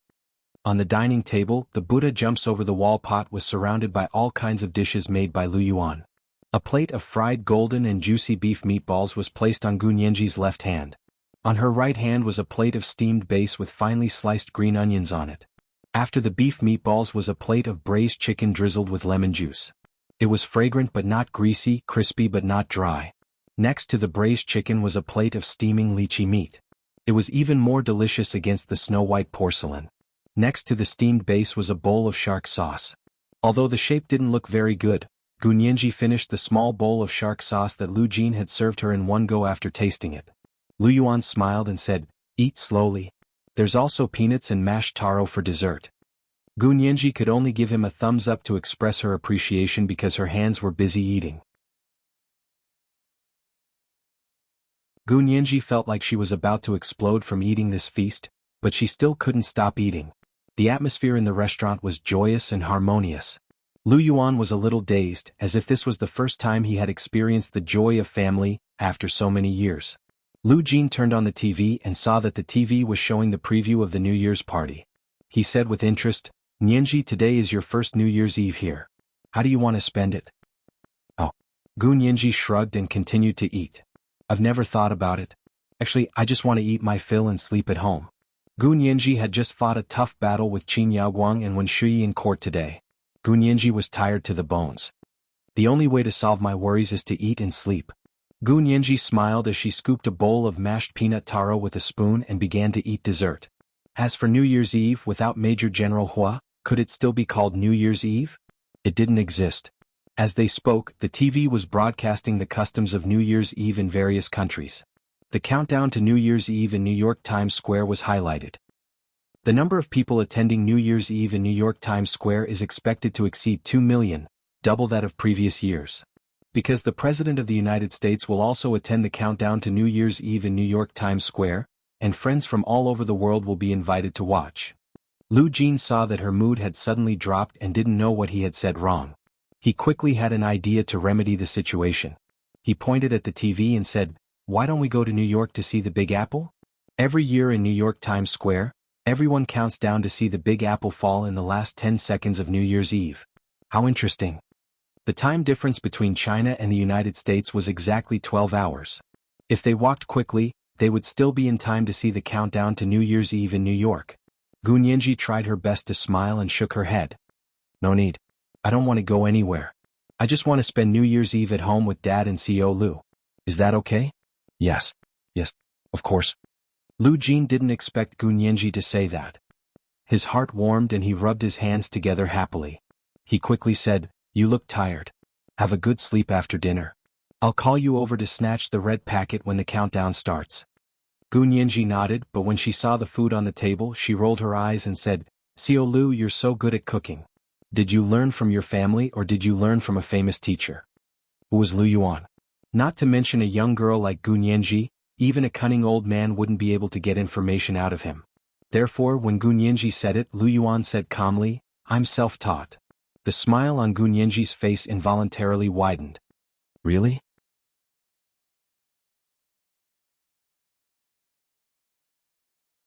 Did you come up with the Sanxian fried rice yourself? Of course. It's such a simple fried rice. I just needed to scratch it a few times. Lu Yuan smiled calmly and said, All right, go and rest for a while. Your eyelids are drooping. Gu Nianji rubbed her eyes. She felt sleepy after eating and drinking. She yawned and dragged her tired body back to her room to sleep. Perhaps it was because she had been too nervous and tired recently. Once she went back to her room and lay down, she couldn't be woken up no matter what. When the countdown to midnight came, Lu Jin went to her bedroom and called her for a long time, but she was still in a deep sleep. Lu Jin couldn't bear to wake her up with too much force, so he just let it go. He considerately turned off the lights and gently closed the door, letting Gu Nianji sleep. In the end, Gu Nianji didn't wake up until almost 1 in the afternoon the next day. She rushed out of the bedroom and said tearlessly, Dad, you told me to count down to snatch the red packet with you. It had been half a day since the new year, and she had missed out on 100 million yuan. Lu Jin quickly coaxed her. Nianji, you were too sleepy yesterday. I wanted to wake you up, but then I thought it was more important to sleep. Look at you, you look much better. Oomph. I don't accept explanations. Gu Nianji hugged her panda pillow and sat down cross-legged on the sofa. She huffed and puffed. I don't care. I don't care. I want to count down. I want to snatch the red packet. Give me back my New Year's countdown red packet. Huh. Do I really have to count down?